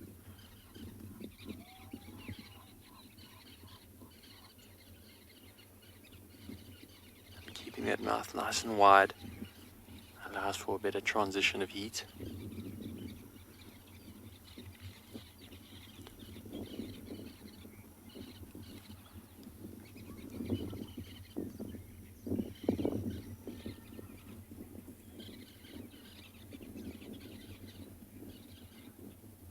The ability to lie silently for a long time. Very patient animals. They'll often lie just below the water's surface with their nostrils sticking out to get a breath, and they can lie motionless like that for hours, even days, as they patiently await for an unsuspecting prey species to come down for a drink. But from their absolute silence and stillness, they will all of a sudden launch a terrifying attack. From completely tranquil to a frenzy of panic, it will snatch its prey and try and drag it back into the water.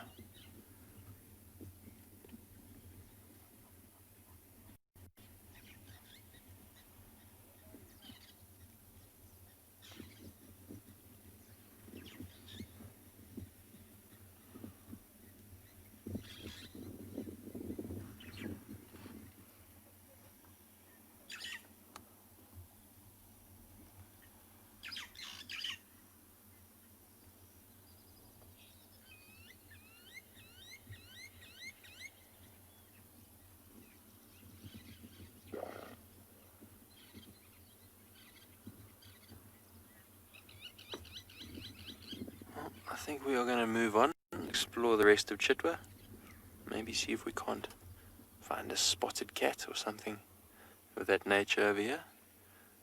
Let's carry on and see what we can find.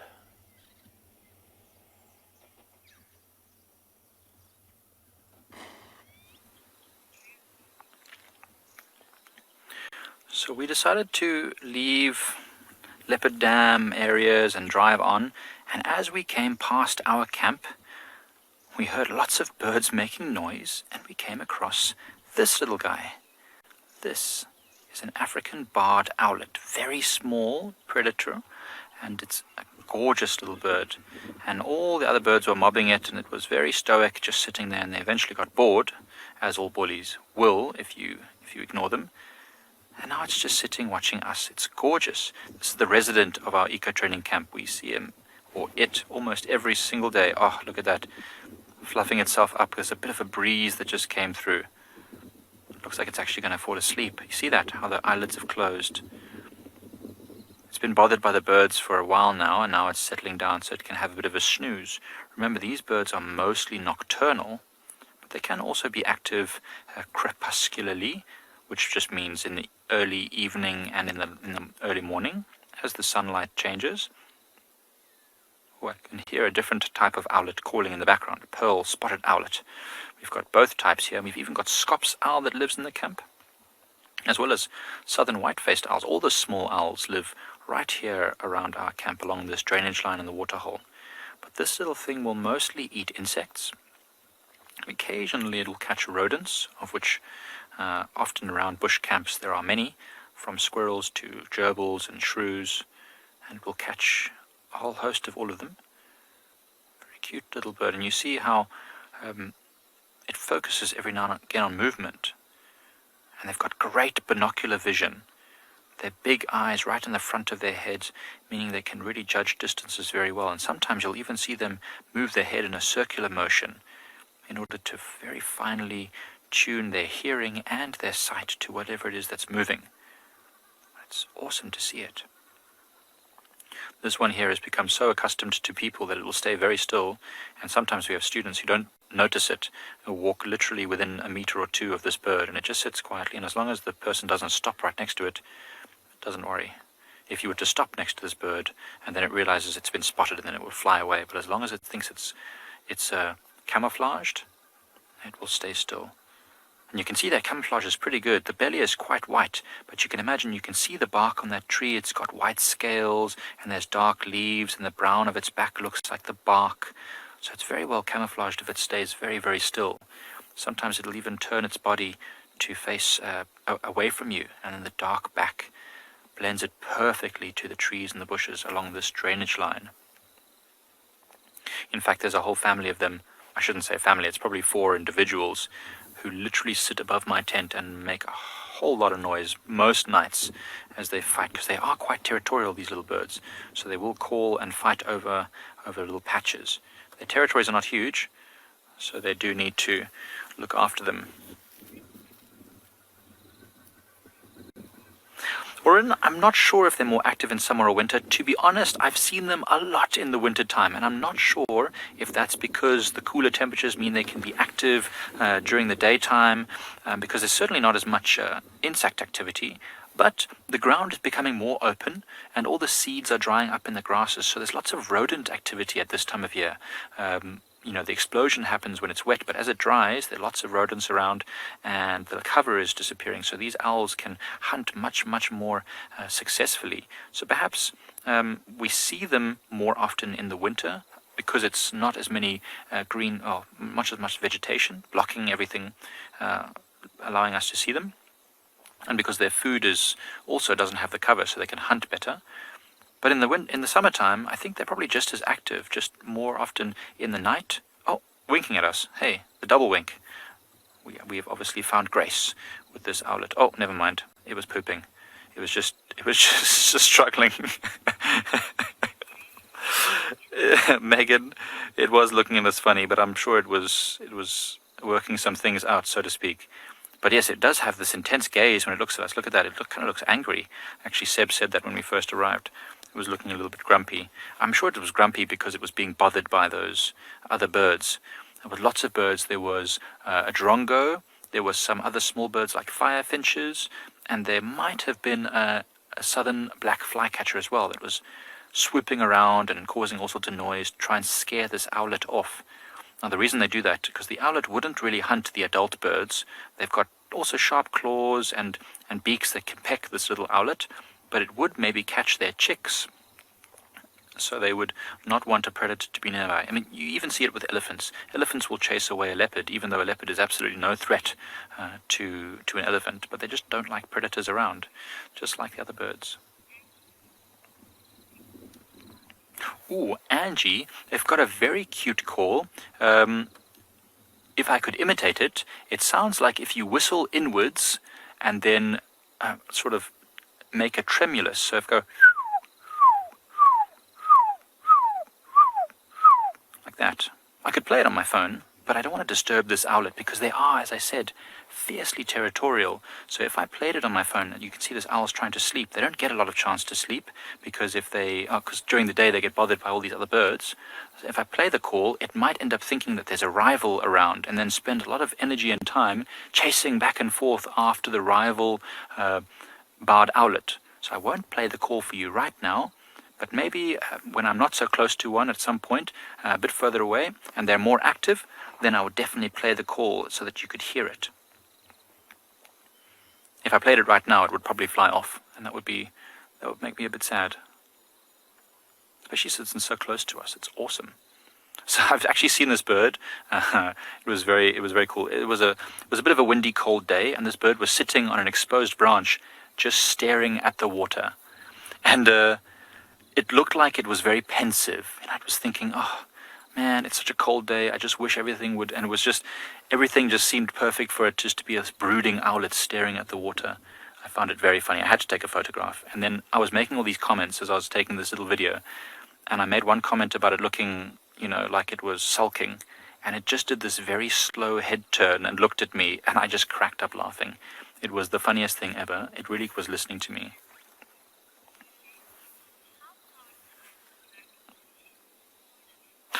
Kola Bear is asking a very interesting question about how far do the eyes go back into the head. I'm not sure if I understand the question exactly, but certainly these are very big eyes. Owlets and all the owls have big eyes because they do hunt at night and they use their vision. As you can see there, the pupil has gotten very large on this owlet, so it means it's trying to let as much light in as possible. It might be trying to look at something in the grass. I don't know if you've ever had a cat as a pet. They do this just before they have this little crazy phase. So yeah, their eyes are very big and round. So very, very large eyes. They're not very deep set in its head, though. As you can see, the beak sort of extends out a little bit. They haven't got the very flat face of some of the other owls, but they definitely have a less of a elongated face than most birds. Awesome. Love these little owlets. Oh, good night.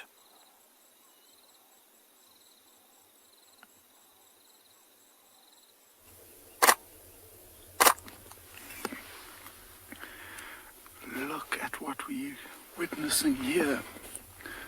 These lions are watching a whole herd of elephants moving by them from probably about 100 meters away. And so far it looks like the elephants have no idea that the lions are here, and the majority of the sub-adult cubs have just picked up their heads and they're watching quite intently. And if you look in the distance with the elephants moving around, there's a very small one there that I'm sure they're probably focusing most of their attention at.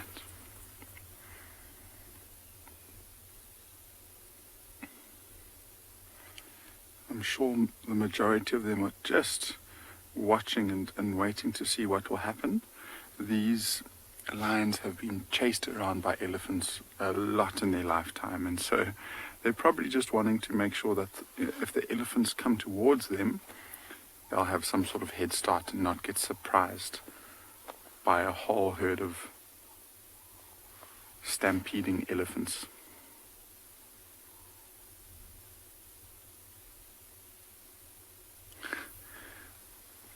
It does seem like the youngsters of the elephant herd are quite playful. There's a very, very small one and a slightly bigger one that are following each other around, and they're running back and forth. And these elephants are so comfortable in their own skin that they don't really feel threatened by too many things. And so they don't need to be alert.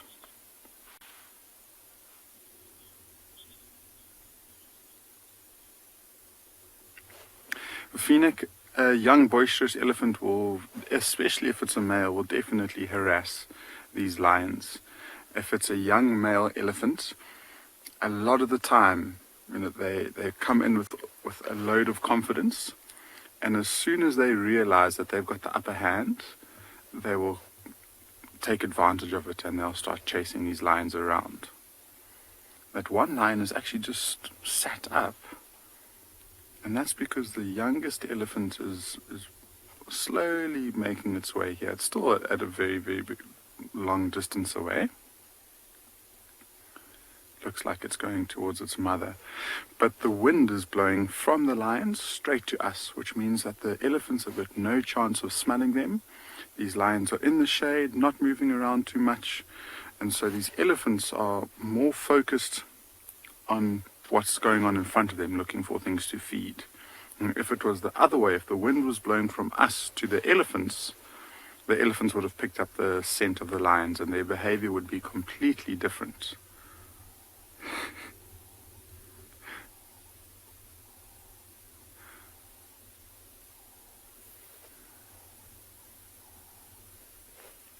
That young one was just chasing, I don't know what it was, it might have been a little bird in the ground or something.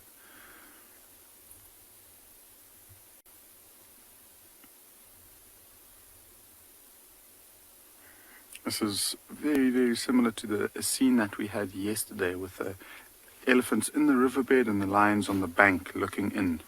And from yesterday afternoon to where they are now, they've hardly moved.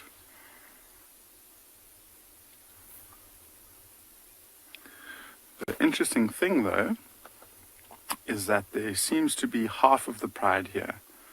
The other half has gone in a different direction, so they split up sometime during the night. And so the reason why we decided to come here nice and early is to see if they weren't going to try and find the rest of the pride.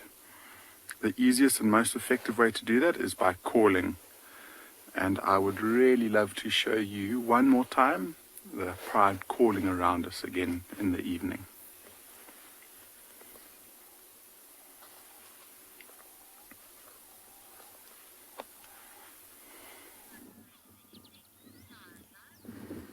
What cool interaction that you had there.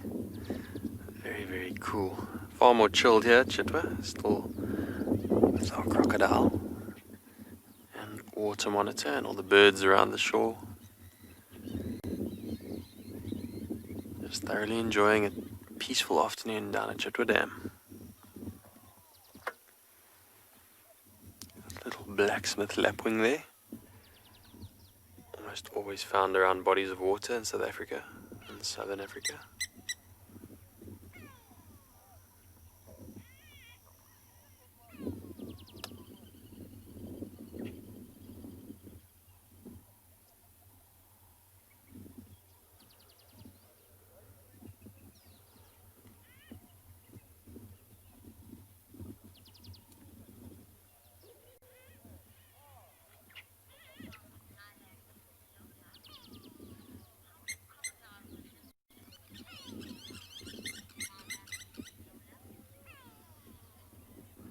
Lilac Lola, you've asked how many crocodiles will live in a waterhole together.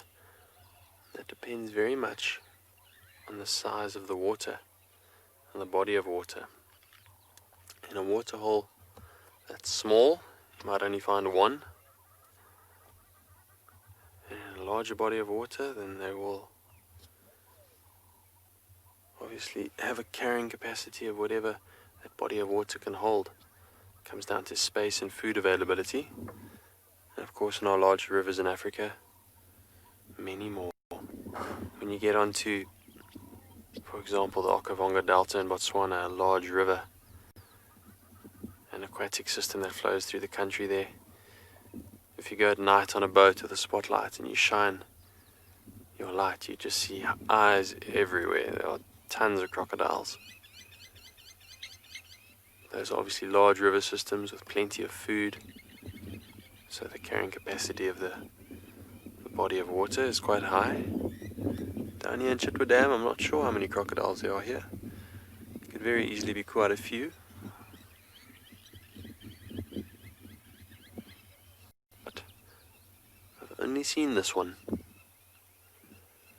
Some waterbuck, or one waterbuck on the other side there, and also a hippo out, getting an early start to the evening's grazing.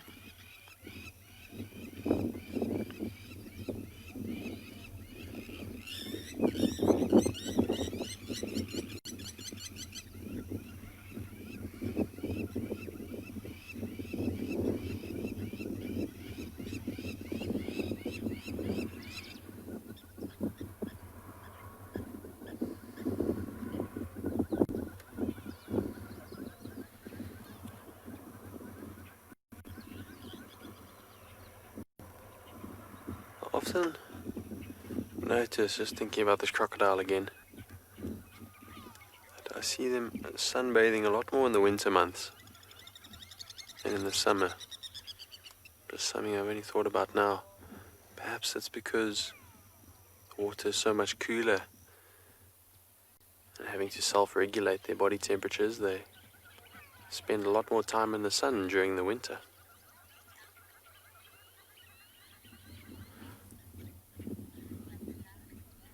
Mr. Black Dragon, you've asked, will any other predators attempt to hunt crocodile?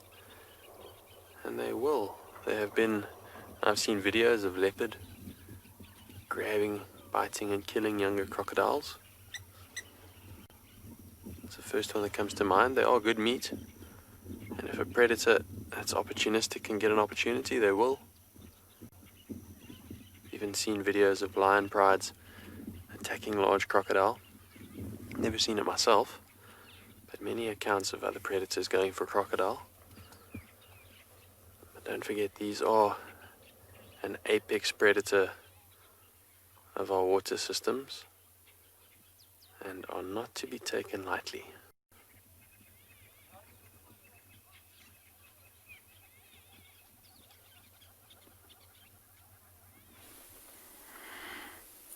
The elephants have not stopped coming. They keep crossing this nice open clearing, heading down to what we think is, or the direction that they're heading is straight towards a waterhole. So they must be going to try and get an afternoon drink. And these lions have seemed to take their attention away from the elephants, and they're spending a lot more time grooming themselves, which is really, really exciting. It's still very early on. I mean, we've got another hour and maybe 10 minutes or so before it gets dark, but they're already starting to show signs. And there's just some really nice young elephants in the background that are putting on a show for us.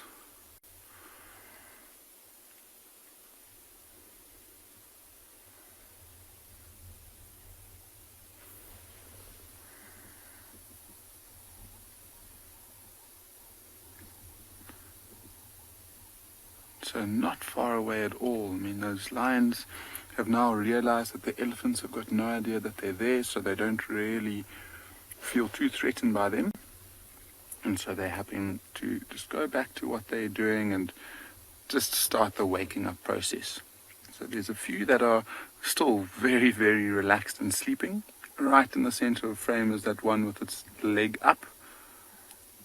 But then that one next to it, the one with a lot of hair around his ears and down towards his chest, is one of the subadult males. And he's been one of the most active lions so far.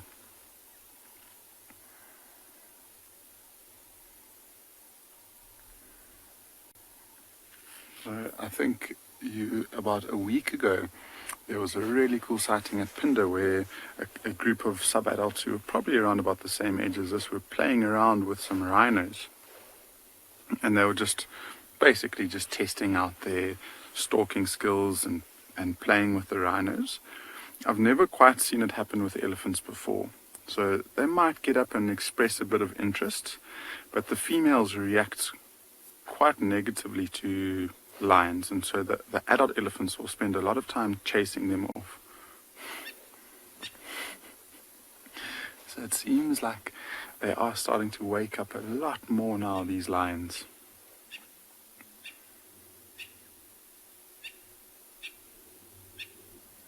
With the elephants crossing in the background again.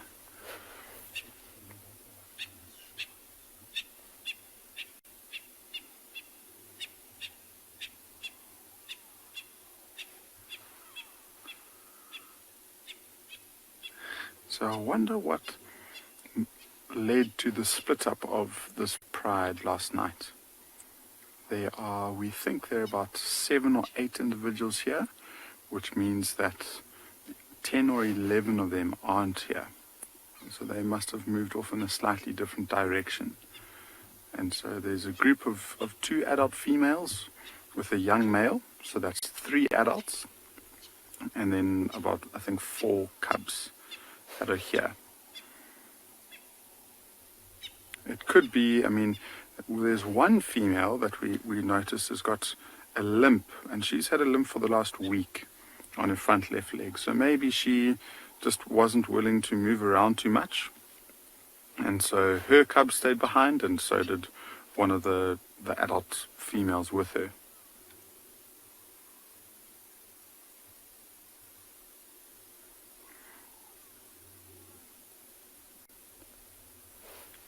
It's really cool to see those tails flicking every now and again. And apart from that white lion who's so blatantly obvious in this long grass, the rest of them are perfectly camouflage. And so that little flick is sometimes all that we see of these lions. That white lion is now on his back. And I think he's right next to one of his brothers. And if you look on his leg, his back leg, there's almost looks like a wound. And that's a wound that he's had for quite some time. Oh. This lighting is just amazing, and it's only going to get better and better from here.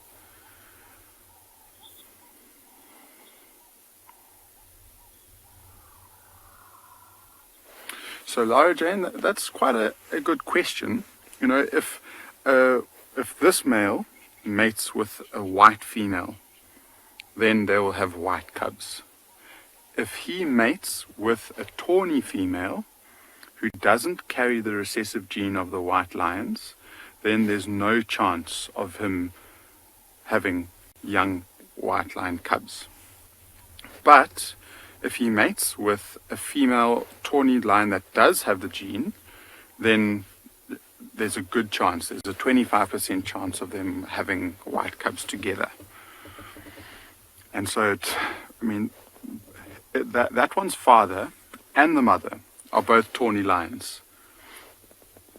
But both of them have got the white lion gene. And so there was a 25% chance that he was white, and he came out white, which is really special. And just a complete anomaly in nature. I mean, white is the exact color you don't want to be in the bush. It's nothing kind of blends in with it. It stands out, and it would be very difficult for him to survive and hunt by himself. So luckily he's got really experienced mothers and aunties to carry him and help him survive up until the age he's looking to become independent, which will be probably within the next year and a half or two. And the difference between him and the young male that we have, who's currently going through that same process, is that he's got two other brothers. And so the three of them will stick together once they get chased away from the pride. And so if he blotches the hunting and he gets spotted, then hopefully his two other brothers will help carry him. And he'll eventually, one day, hopefully take over a territory of his own.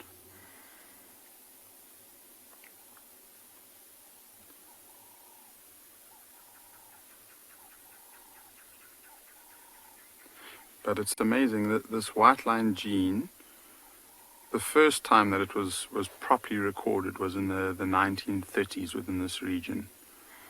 And since then there's been sporadic sightings.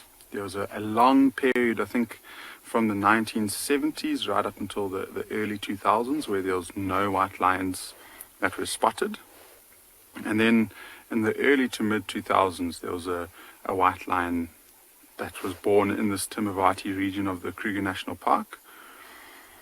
And since then, it's, if not every year, every second or third year, that different prides have given birth to white lions. And this is the first time since 2010, since we've been following this pride of lions moving through Ngala, that they've given birth to cubs that have survived. In 2018, actually, there were a couple of females that gave birth to cubs, but that was right at the time where the previous dominant males got chased away by the current dominant males. And so, unfortunately, those cubs, who I think there was 3 of them that were born into that litter, got killed before they left the den site.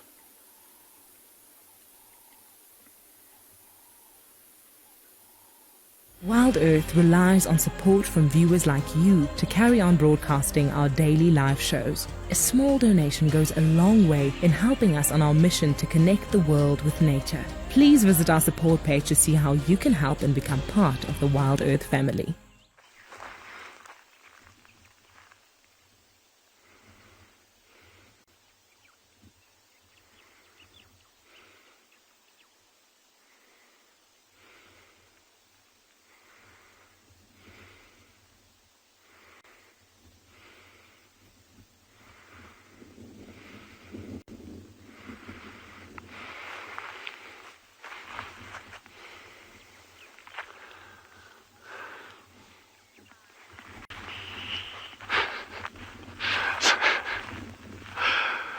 I've just been looking for the remains of that meerkat with no huge amount of success. But that bush clump directly behind me over there, that's where that wildcat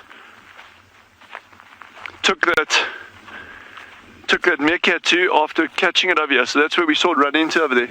So I was just curious to see if we could see what was left of it.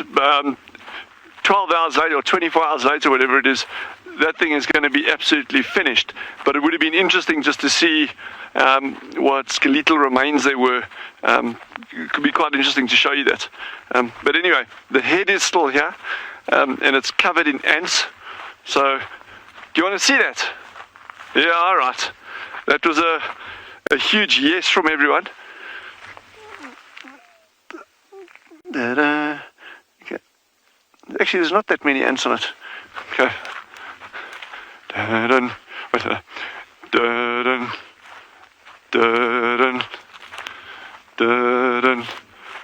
Not for sensitive viewers.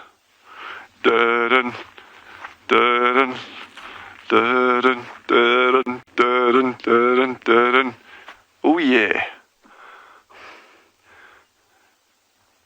Do I need to say anything? This meerkat was having a bad hair day. But, yeah, anyway, that's a meerkat head. Yeah, I know. He's looking a little bit the worse for wear. But I'm going to go put him right back where I got him so the ants can carry on having their lunch. Sure. All right. That's the sum total of my animals for this afternoon, apart from the birds. Yeah, that's a sign of a good guide. Oh, look, I found a meerkat head. I couldn't find a meerkat.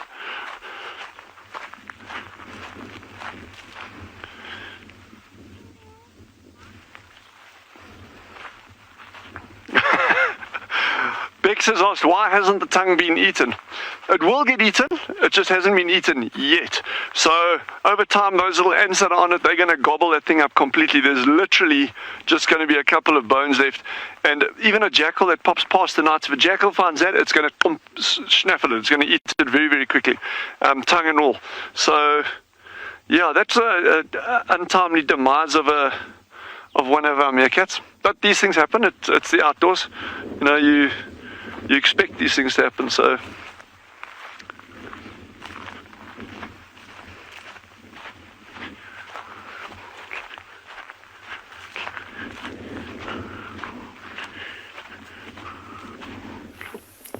One lion that's got its head up is one of the females of this group, and now she's got it down.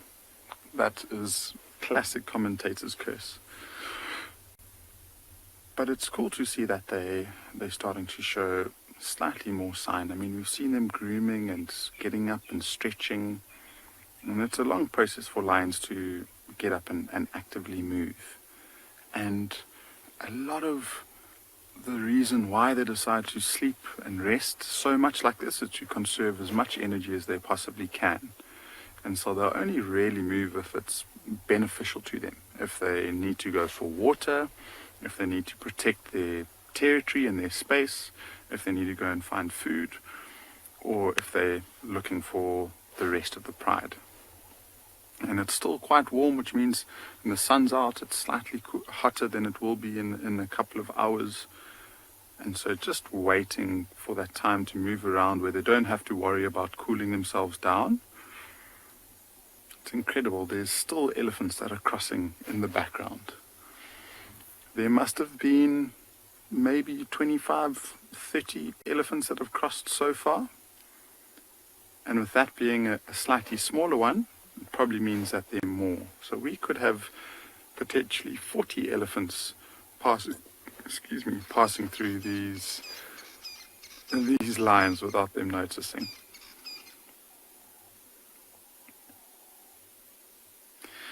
And so that tells me when we first got here and we saw the whole pride looking down towards those elephants, that must have been the first group of elephants that they saw. Just by looking at their behavior when we first got here to now. I mean, they were very attentive. They were looking at the elephants, probably quite concerned that if the elephants came too close, they'll get chased away. And now they're just completely relaxed around them, letting the elephants pass by. They know that they're in a comfortable spot where, if elephants aren't looking, they're not going to see them or not become aware of them.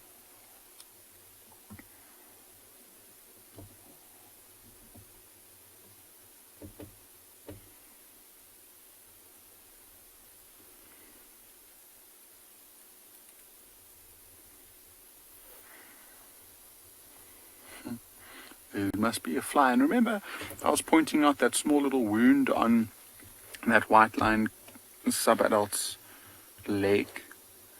Just see how much more his tail's moving around compared to his siblings and his aunties and mother. He's constantly swishing it from side to side. And because that wound is still open and exposed, it's attracting a lot of flies that are coming to that wound to either get moisture, maybe get a drink of blood, and potentially even lay their eggs inside that exposed flesh. And so he's needing to try and ward them off. And so that's why his tail's going so much more than what the other lions are doing.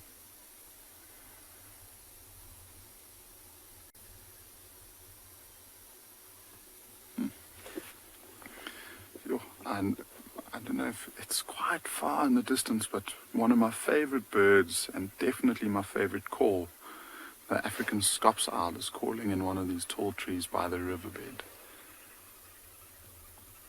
And it's calling already, which means that tonight can only mean that it's going to be an amazing evening.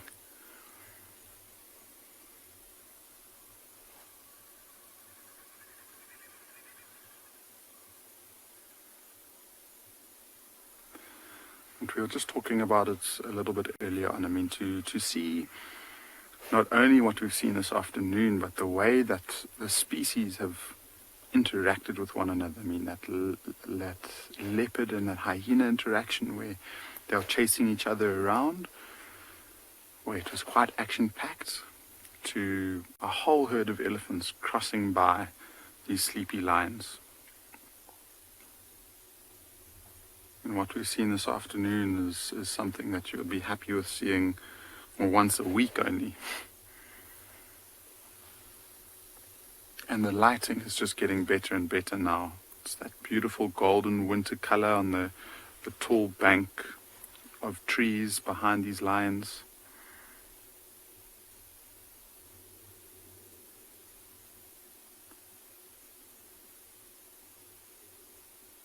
And all we're waiting for is just one of the adult females to pick up her head, look around, and maybe just let out that slow contact call, knowing that she's looking for one of the pride members. So we are going to anchor down and just wait for that moment, and hopefully it happens sometime before the end of show this afternoon.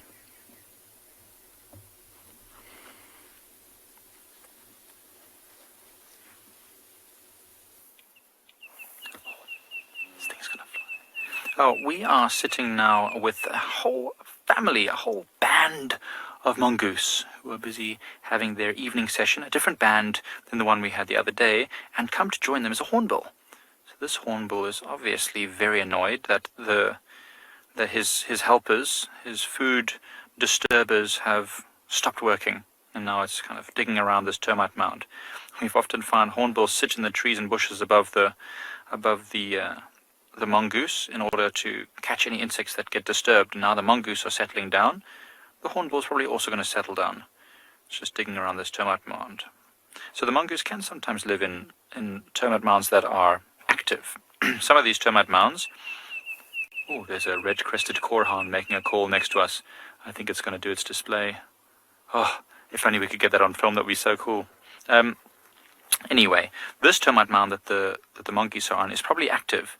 And it's low to the ground with big holes, and sometimes if you put your hands above those holes, you can feel warm air coming out, and that is probably what the mongoose use in winter to keep themselves nice and warm. But you can see them, there's a big pile of them all grooming together. Man, I'd love to be in that pile. I wonder what it must feel like. You know, I had a friend who had a squirrel that he rescued that fell out of a thatched roof, And the squirrel used to, groom us as well. Would get into our beards and scratch around. It was so nice, actually. But I imagine having 10 squirrels must be like having these 10 mongoose grooming around. Oh, look, it's watching us. And so these mongoose are not close to where we normally drive. We're just testing out some new areas and seeing what's about. And so I haven't really seen this group of mongoose before, but they are quite comfortable with our presence. We're not so close to them, but it's awesome to see that they're all not hiding away from us. We were talking about at Seb and I if there were any banded mongoose here. And I said I hadn't really seen too many, and then literally a few minutes after we said that, a few ran across the road. But they're always so shy, the banded mongoose. They're much larger, and I feel like they could be much better at protecting themselves, but they seem much more shy than the dwarf mongoose. I wonder why that is. Maybe because it's not so easy for them to hide. I'm not sure. And cleaning all those hard-to-reach places. This is called allo grooming. So generally speaking, one will groom the other for an equal amount of time. And that also helps to build social bonds. It keeps them clean also. But yeah, if you don't groom back what you get, you won't get groomed anymore. Oh, lifting the arm up. Got to get right underneath. Sorry, I didn't mean to disturb you guys. Carry on. Do your thing.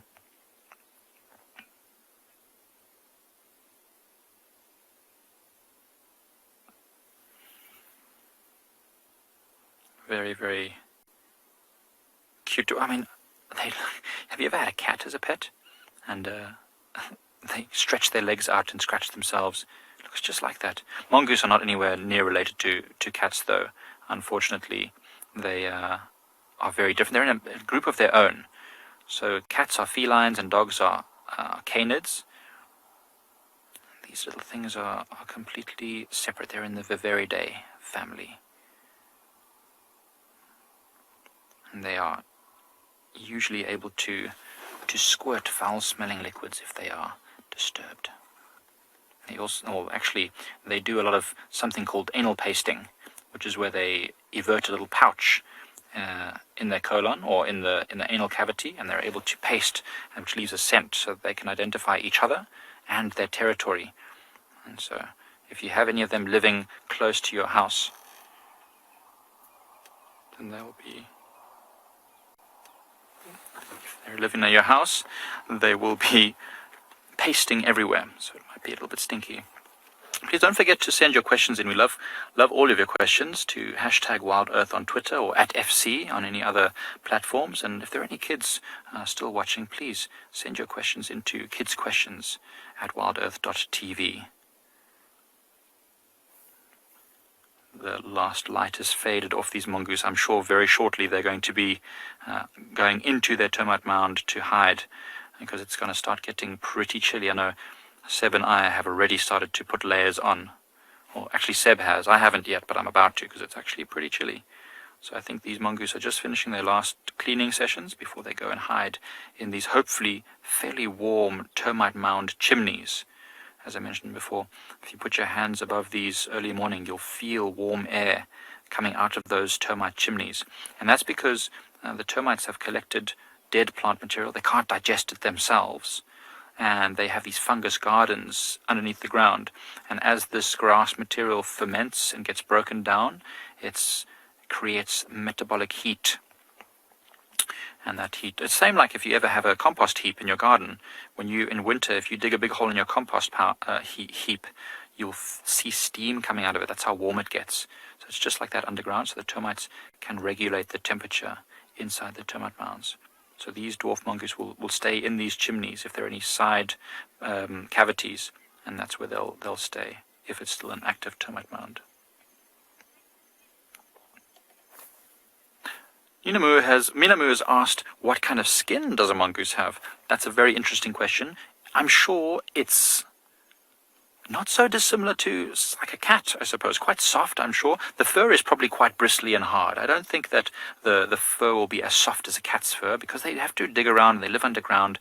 And if the fur was very thick and soft, it would get full of dirt and dust, and it would be very, very difficult to keep it clean. So having that coarse fur means that they can move around in this undergrowth and push through the grasses and twigs and underground without getting it too caught in them. That's also why they have these tiny ears, as you can see. these tiny ears mean that they can move around in this undergrowth without getting them full of seeds and dirt, and also underground in these tunnels. Well, they seem to be melting off now. They're actually moving off away from the termite mound. That's interesting. I wouldn't have thought that. Nicola, I don't know if we do get golden mongoose here. We get a number of different types of mongoose, unless... Oh, is that one pasting or just having a poop? It looks like quite a small one. I think it was just having a poop. You can't take that inside. You'll often find outside the termite mounds there'll be piles of it. They leave a little midden. It's easy to identify when they use it. So, Nicola, just to answer your question a bit more fully, we get dwarf mongoose, banded mongoose, white-tailed mongoose, and slender mongoose. Those are the ones we get commonly. I don't think we get golden mongoose, unless it's a name I'm not familiar with.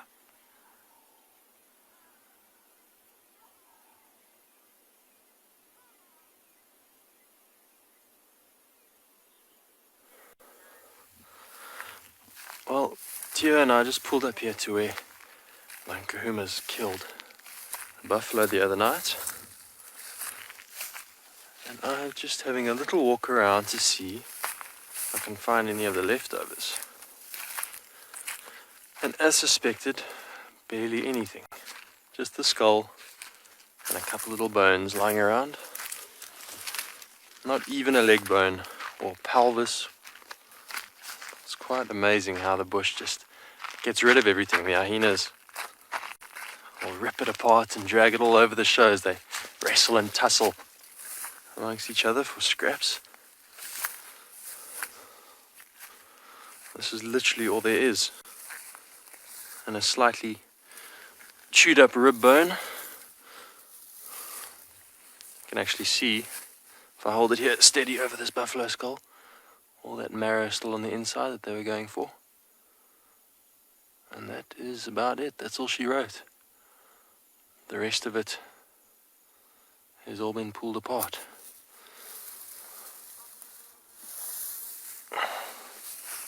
It looks kind of gruesome, but it is interesting nonetheless. You pick it up and look at what's left. Very little. Pretty much everything's been eaten out. The maggots are in here now. If I turn it, you might see all these insects. And you see that tears are too dark, making short work of the leftover moisture and protein. Getting the last bits of brain.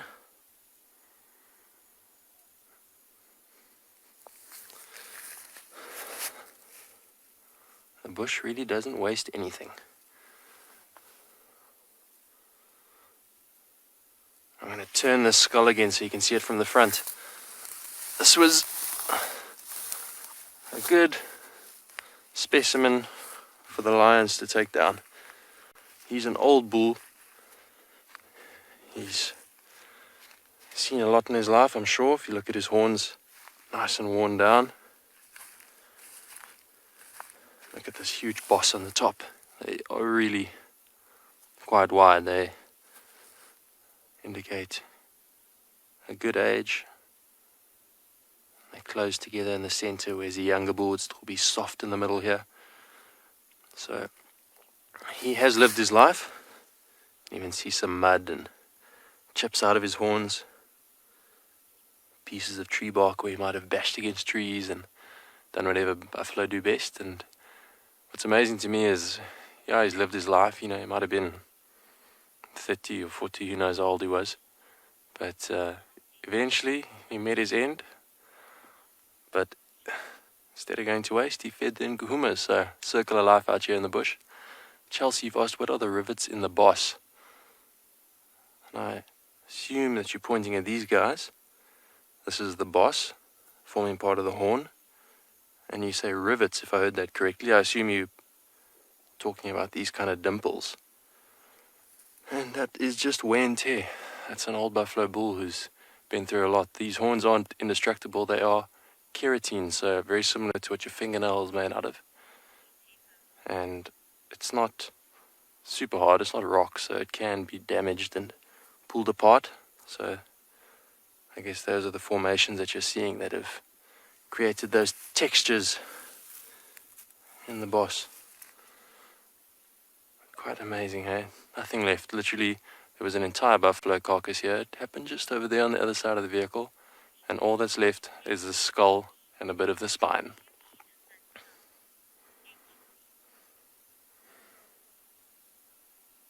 HV or HB, I'm not sure I got that right.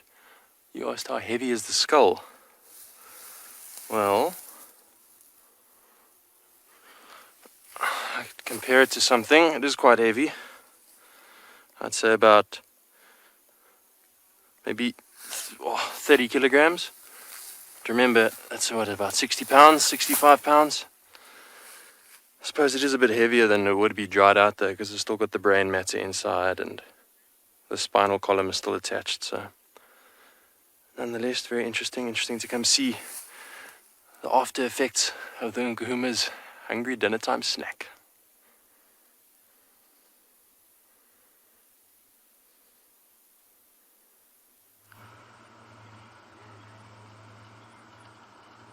We are back with the Nkuhuma Pride, but we just wanted to share a stunning view of the moon with you all. You know, I love my trusty moon app. And according to this app, it's 95.5% full, waxen gibbous phase. So it's not classified as full moon yet, but tomorrow, apparently, it will be.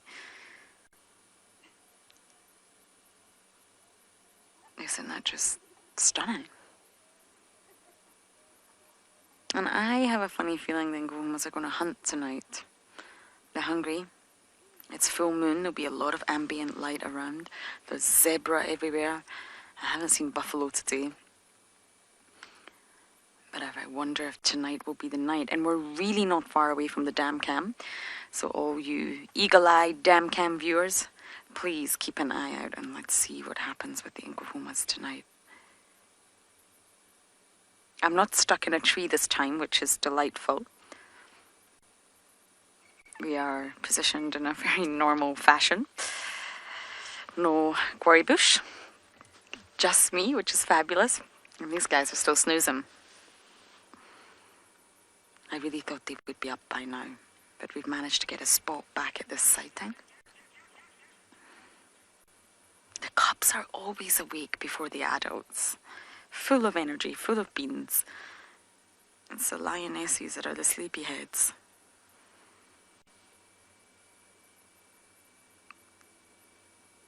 And all we want to do when they wake up is rough and tumble.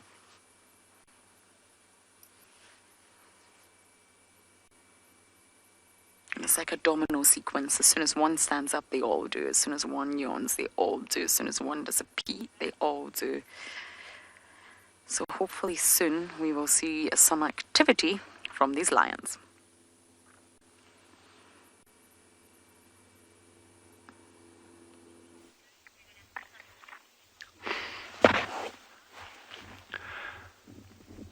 Okay, you're going to see something is going to cross the road now. Unfortunately, we missed it, the adult. So I'm a bit bleak about that, as you may hear. But these things happen.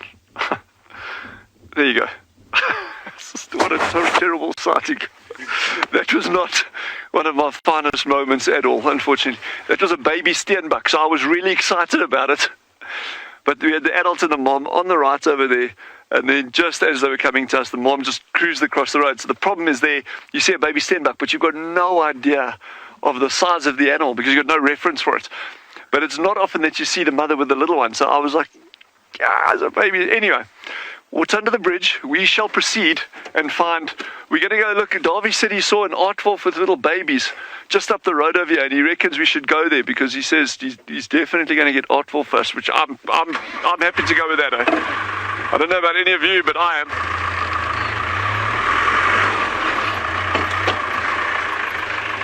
So yes, it's a gorgeous afternoon out here. Another tough day in Africa. But we're gonna try actually get another shot of a sighting of an African wildcat. So it's gonna be we'll try a long shot, but let's have a look.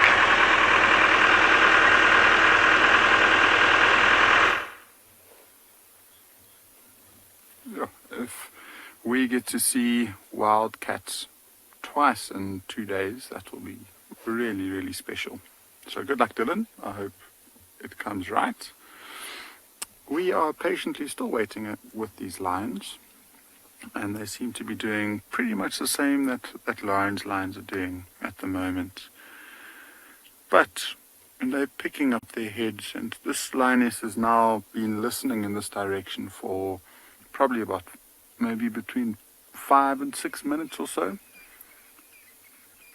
And one of the other cubs is to the left of her, is doing the same thing. And so there's hope. She is the lioness with the limp, though.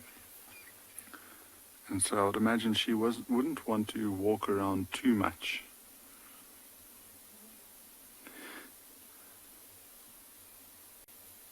This lion looking around is one that I can recognize off the bat, because it seems to have these dark chocolate eyes, whereas the rest of those subadults have got much lighter, more golden colored eyes.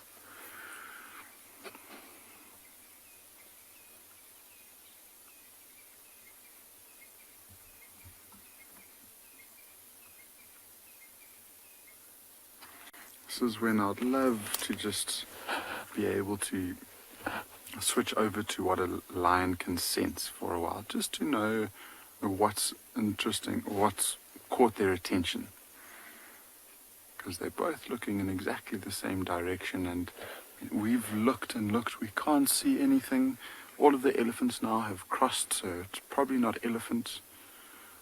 But they must be hearing something, because we can't for the life of us see anything in the direction that they're looking.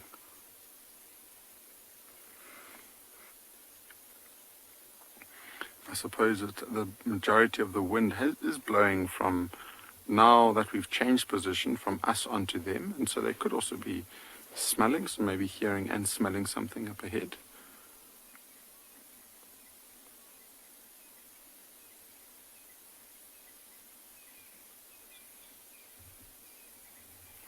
Yeah, Layla, she's got very piercing eyes, and there's nothing like the stare of an old, experienced lioness. And just look at her facial features. She's got some scars that I'm sure can tell some pretty decent stories. And there's a yawn. Awesome. And another big stretch.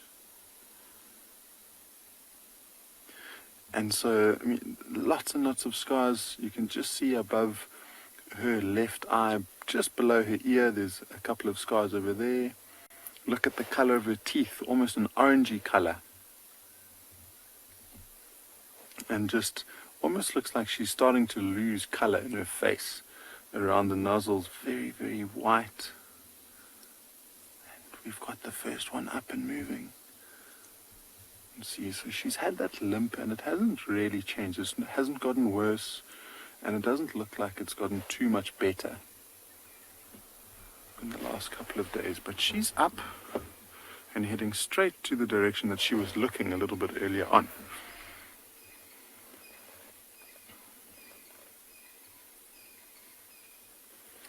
And just by the way that she's behaving, she's stopped again after moving about 5 meters, where she's got some good cover behind those bushes, listening, dead still.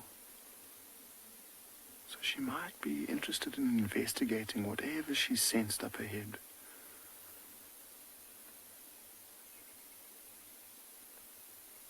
Whether it be other lions, maybe an opportunity to provide her cubs for another meal.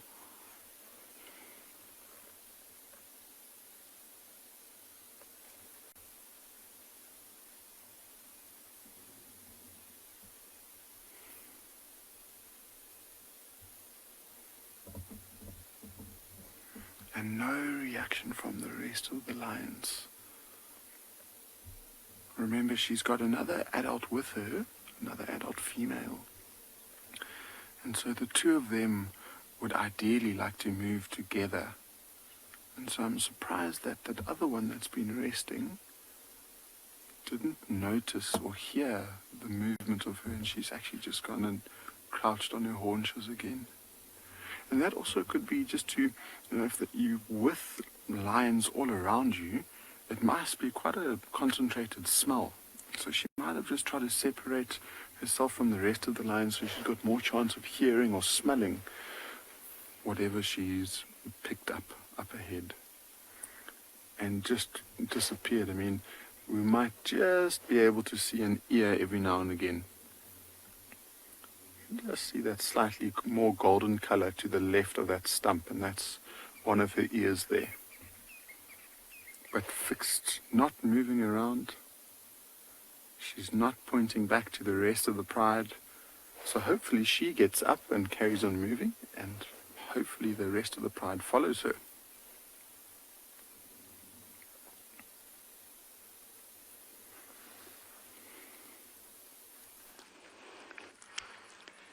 My lions are not moving, that's for sure. Look at Purple Eye. This is Purple Eye. On her back. Legs wide open. Could not be any more comfortable, I think. But it's definitely Purple Eye. Now I can see... I think all the cubs are accounted for. I actually think it's the exact same... Oh. I love it when lions do that. I think it's the exact same females last night. I don't see any males, but that doesn't mean they're not here. They've just positioned themselves in such a tricky spot. They're right up on an embankment. Luckily, our trusty vehicles can get us here. I don't think it will be long before they start moving. If you look, the cubs are already restless. Well, most of them.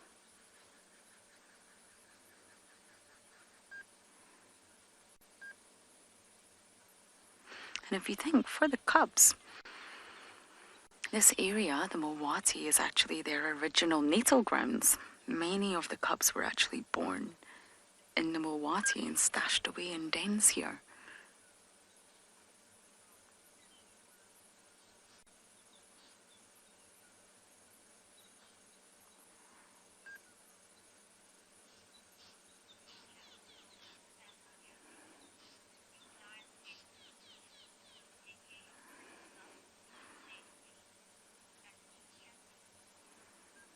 Sassy Cassie, I actually don't know. I would assume not. Tooth decay in humans, at least, is normally down to our diet, our high sugar diet, not taking proper care of our teeth, and we need to take care of our teeth because of exactly what we eat. Now, out here in the wild, most animals will actually be able to clean their own teeth. So when you see some animals chewing on bones, that's a way of cleaning their teeth, believe it or not. So I don't believe animals out in the wild get tooth decay. I really think it is a very much human problem. I think that's the one with the injured eye, Craig. This one here. We can just go a little bit closer. Yes, it is. It looks like the eye's getting much better. I think that's just dry, crusty fluid. I think that's the one, and it's getting much better. I noticed it 2 days ago and I was a little bit concerned. But I think it's absolutely fine.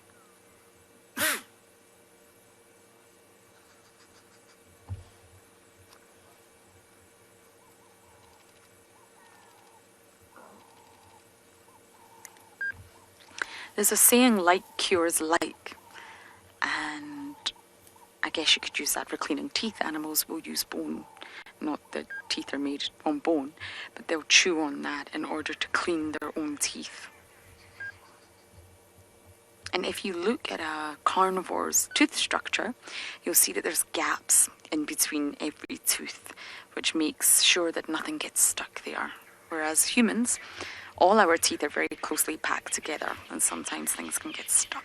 And that's normally what ends up causing problems for us, especially tooth decay. And we have to spend hours in the dentist getting fill-ins, which I'm sure no one anywhere in the world enjoys. If any of you enjoy going to the dentist, please let me know, because I have yet to meet someone that enjoys going to the dentist.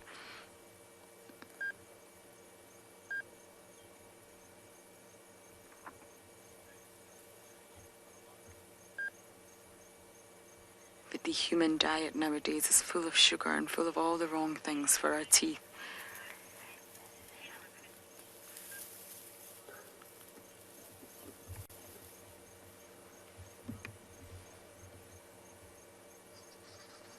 We've got one adult with her head up.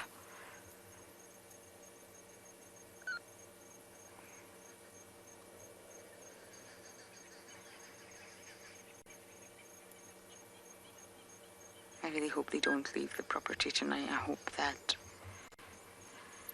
they hang around and we can have them on a kill for tomorrow.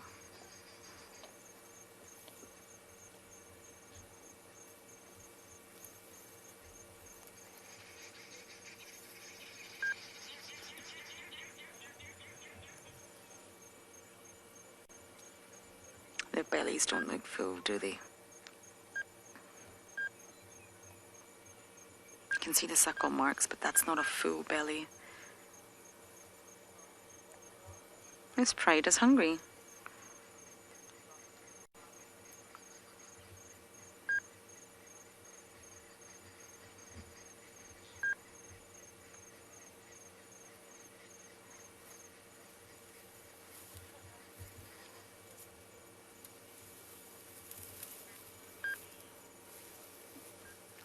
I think we're all going to start to get on the move soon. Hopefully they don't go into the drainage line and we can follow the Enkohomas and see what they're going to get up to.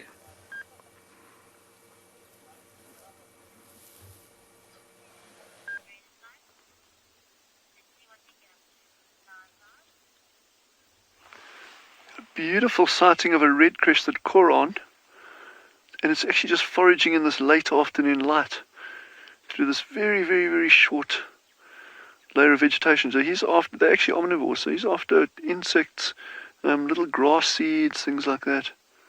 But I'm just loving that, almost that rim light on him. Now, so these are the ones you get lots of them in the Lowveld where our colleagues are.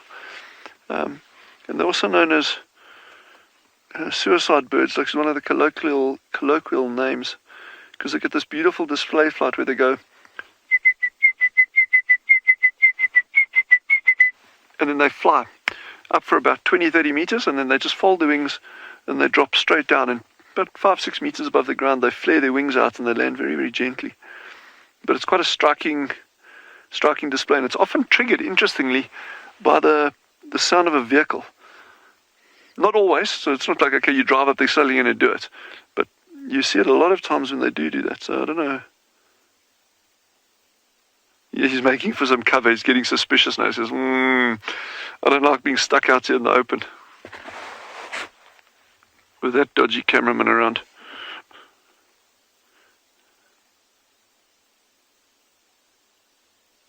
And we've got another one here I'll try to show you over the coming weeks called a northern black koran. Northern black koran. Incredibly striking birds, the males.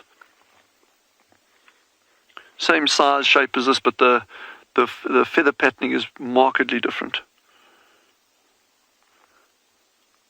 Just getting into a bit of cover there. Incredibly cryptically camouflaged birds. And a lot of these, so they nest on the ground. They don't actually make a nest. It's kind of what they call a shallow scrape. They lay their eggs on the ground. But I've yet to see a nest. I've seen them with chicks, but I've yet to see a nest in all my times out here. So that would be quite a fun one if we could actually get a nest of one of these ones. Jeez, that would go down like an omelette. No, I won't say it. Ducklings did come to mind, but then oh, there it's out.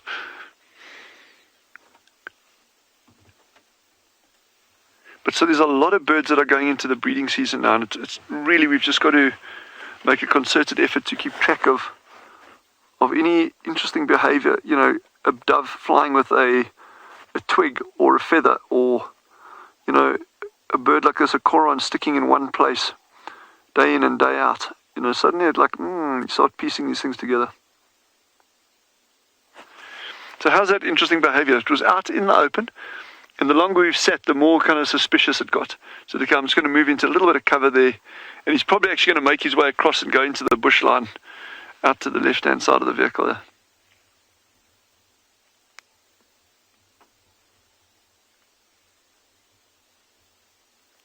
And they often exhibit what we call freeze behavior, and a lot of animals do that. So if they think they haven't been seen, they will sit dead still.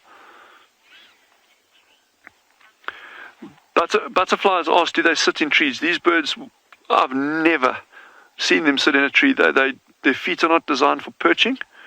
The feet aren't designed for perching, so they won't be sitting in trees at all. If they are in a tree, if you ever see one in a tree, it means it's been caught by something and it's busy being eaten.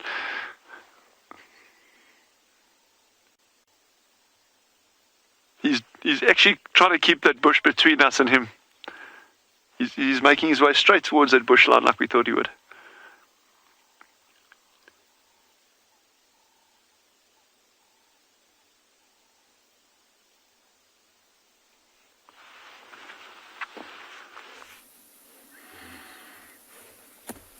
This lioness has gotten up and moved a little bit further, but not that far. So we just looped around to the front of her, and she's still very intently listening and looking in that same direction.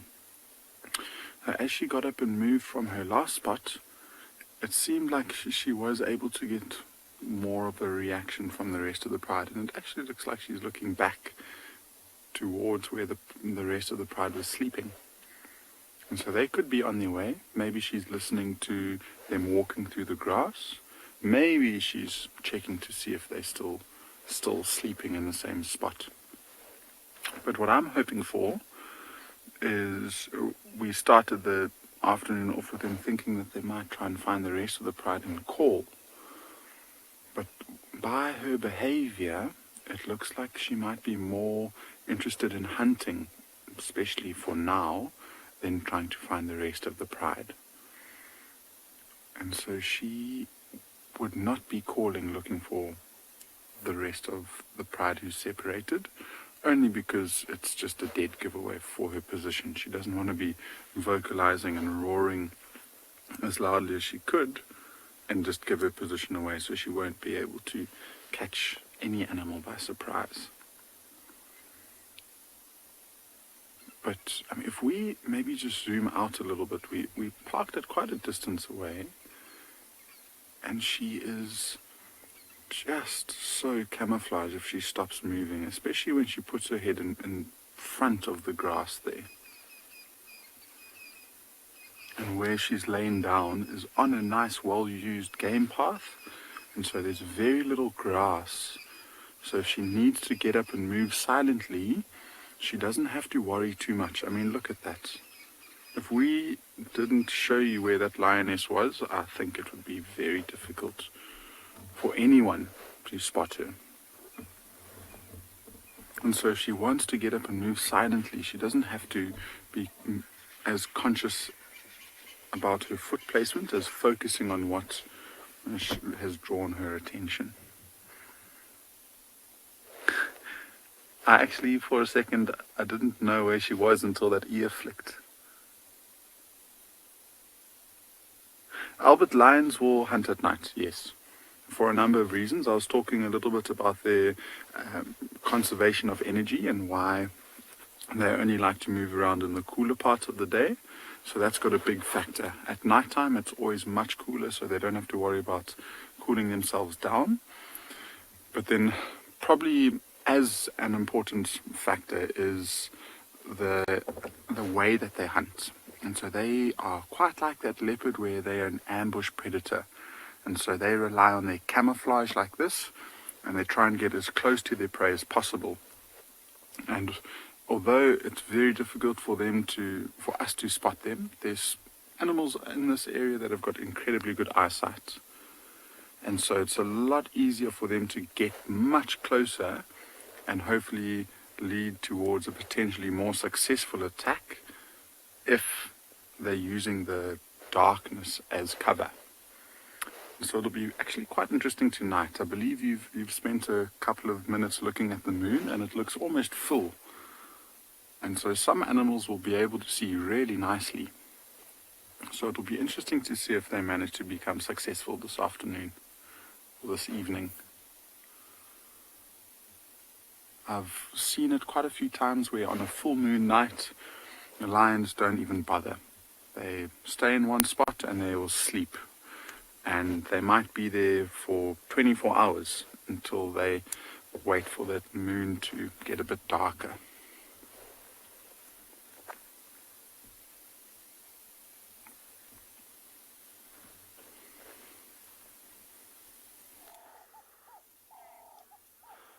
Speaking of the moon, Tia and I decided to get a little bit creative and frame up the moon between the branches of this magnificent dead leadwood tree.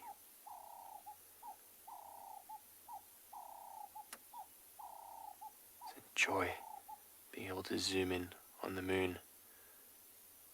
Such a powerful zoom, you can really see fine detail and texture on this almost full moon.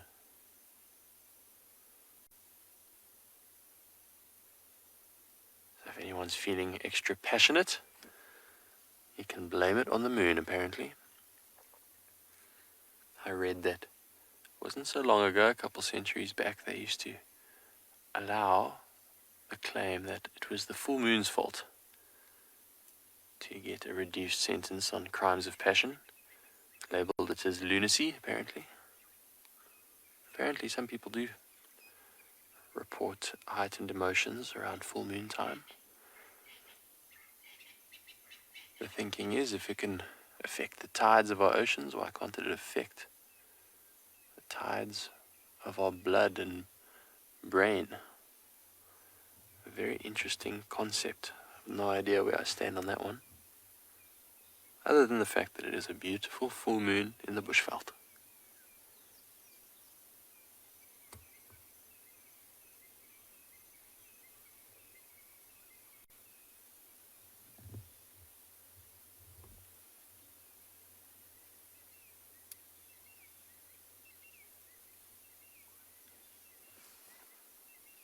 Interesting how the full moon will affect different animals.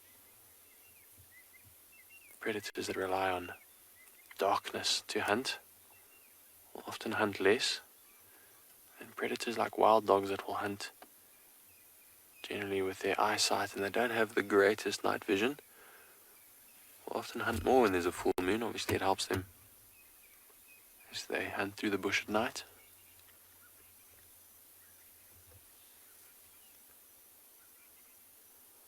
I love walking through the bush at night when it's a full moon.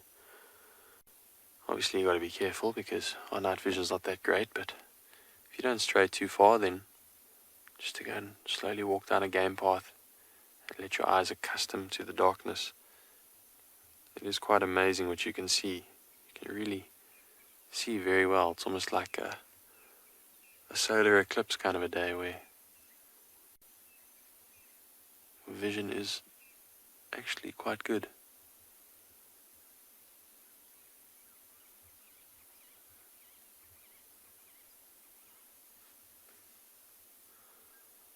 What a beautiful evening it's turning out to be.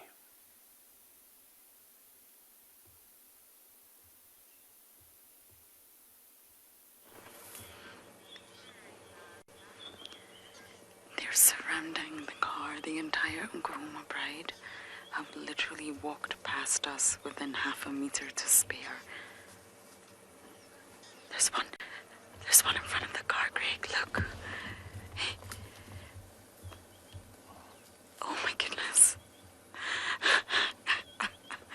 He's standing on a log, don't worry. Hello. Oh my goodness. They're all going down into the drainage just as I thought. They hear something down there. I don't know what it is. This other little one's going to do the same, going to follow suit. Jump on the log, I think.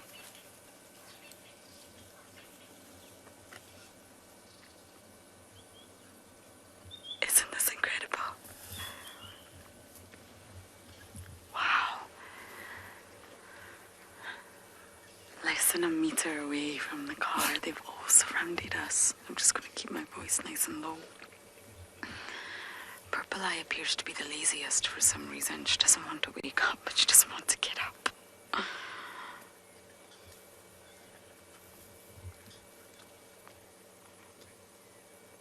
It's time to go, guys.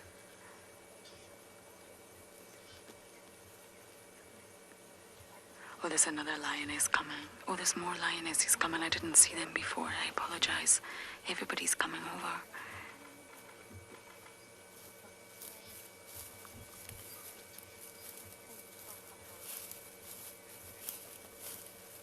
They're all looking for each other. My goodness, they're all going to go up this log in front of us. Wow.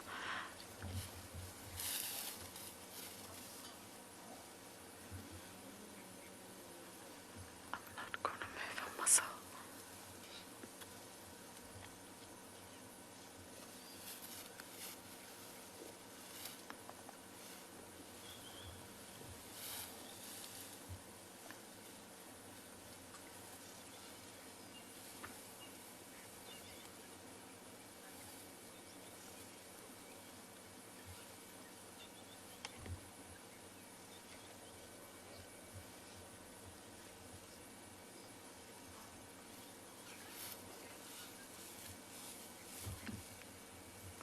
Apologies about the spotlight. That's not coming from us, I'm afraid.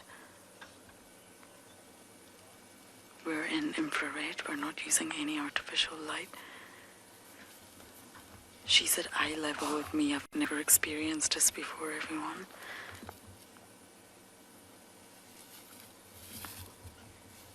She's above the bonnet of the car.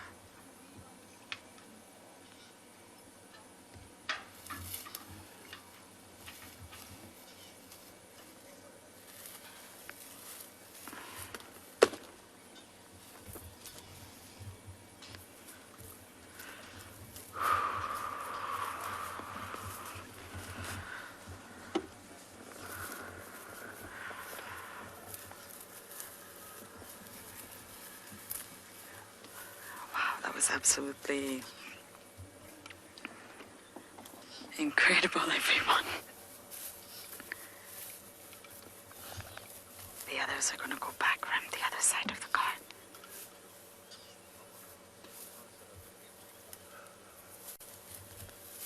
See, Purple Eye's limping. Look. You see that limp? That's what we saw last night. It's the back right leg. She's in a lot of pain.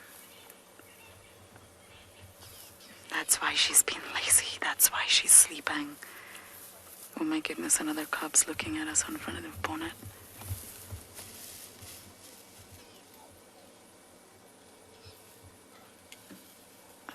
They're all just copying one another.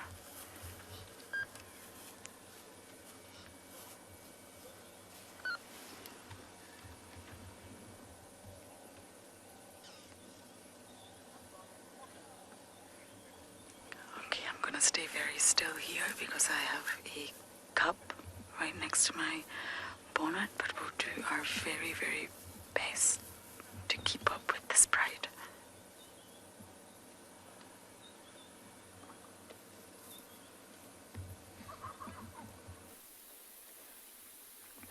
So this pride is also getting up, but very, very slowly. And we were focused on that older female with the limp in the bushes, and she got joined by the rest of the pride, which encouraged her to get up, and she's just moved out into these clearings. So we also pretty close to lions, I must say. They kind of scattered all around us. The majority of the pride, or part of the pride that we with at least, is here. So there's the 5 animals, that young male's right in the middle, and then the oldest female's on the right hand side behind the one in the foreground. The one in the foreground is the young white male. And so the other lioness has actually taken over her, and she's walked somewhere behind the vehicle, but I think she's also lain down just in the spot that we can't see her. that one is still on the snooze, but I'm sure it will get up once the rest of the pride moves around it. So now she's actually changed her tune. She's not looking in the same direction that we were seeing her look. She's now looking more back towards the river in more of an easterly direction.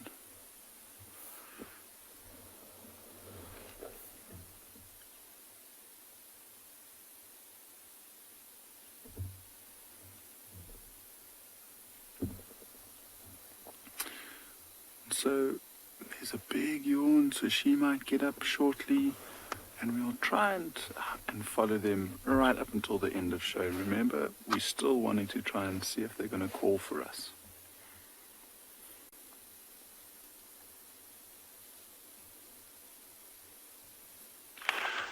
What a stunning view we got you.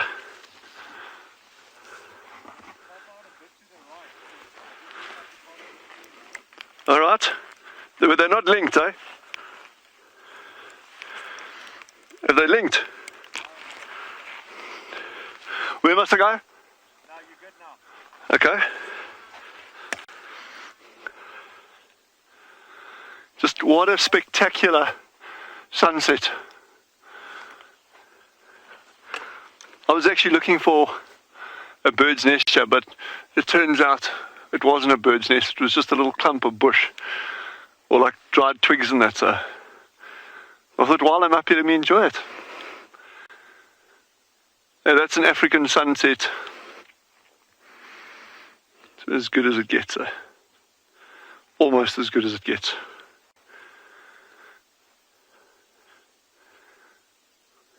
Yeah, that's Africa for you, eh?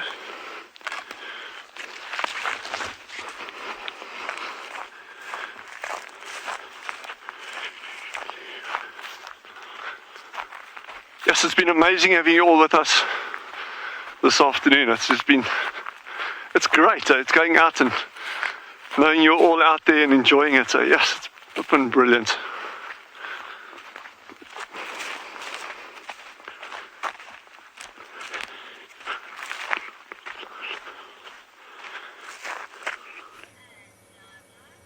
I can vouch for that too. It's been an incredible afternoon.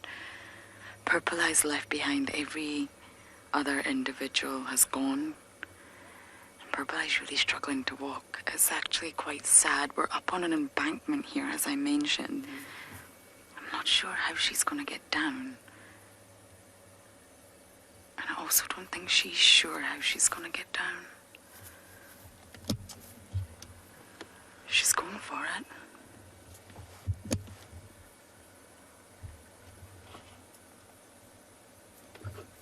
Wow, she did it. I'm not sure if we'll get any more views of her. They've gone deep into the Mulwati. Wow, that was a surreal experience having a Pride of Lions eye level with you. Okay, let me just roll back and see if we can get any sort of views.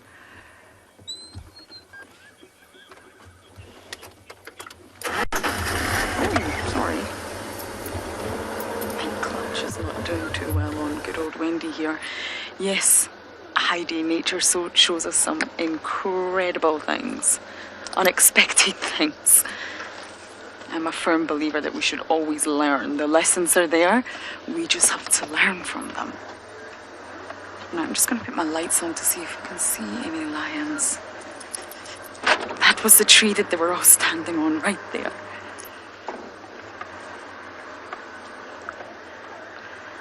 I'm not entirely sure we're going to be able to give you another view of these lions, I'm afraid. They've gone deep into the Mulwati. They're after something. So again, dam cammers, keep watching. The dam cam is just up there. I have a funny feeling they're going to pop out there. Okay, everyone, I'm sorry, no last views, but thank you for jumping on board. It's a pleasure as always, and we'll see you tomorrow. Bye for now.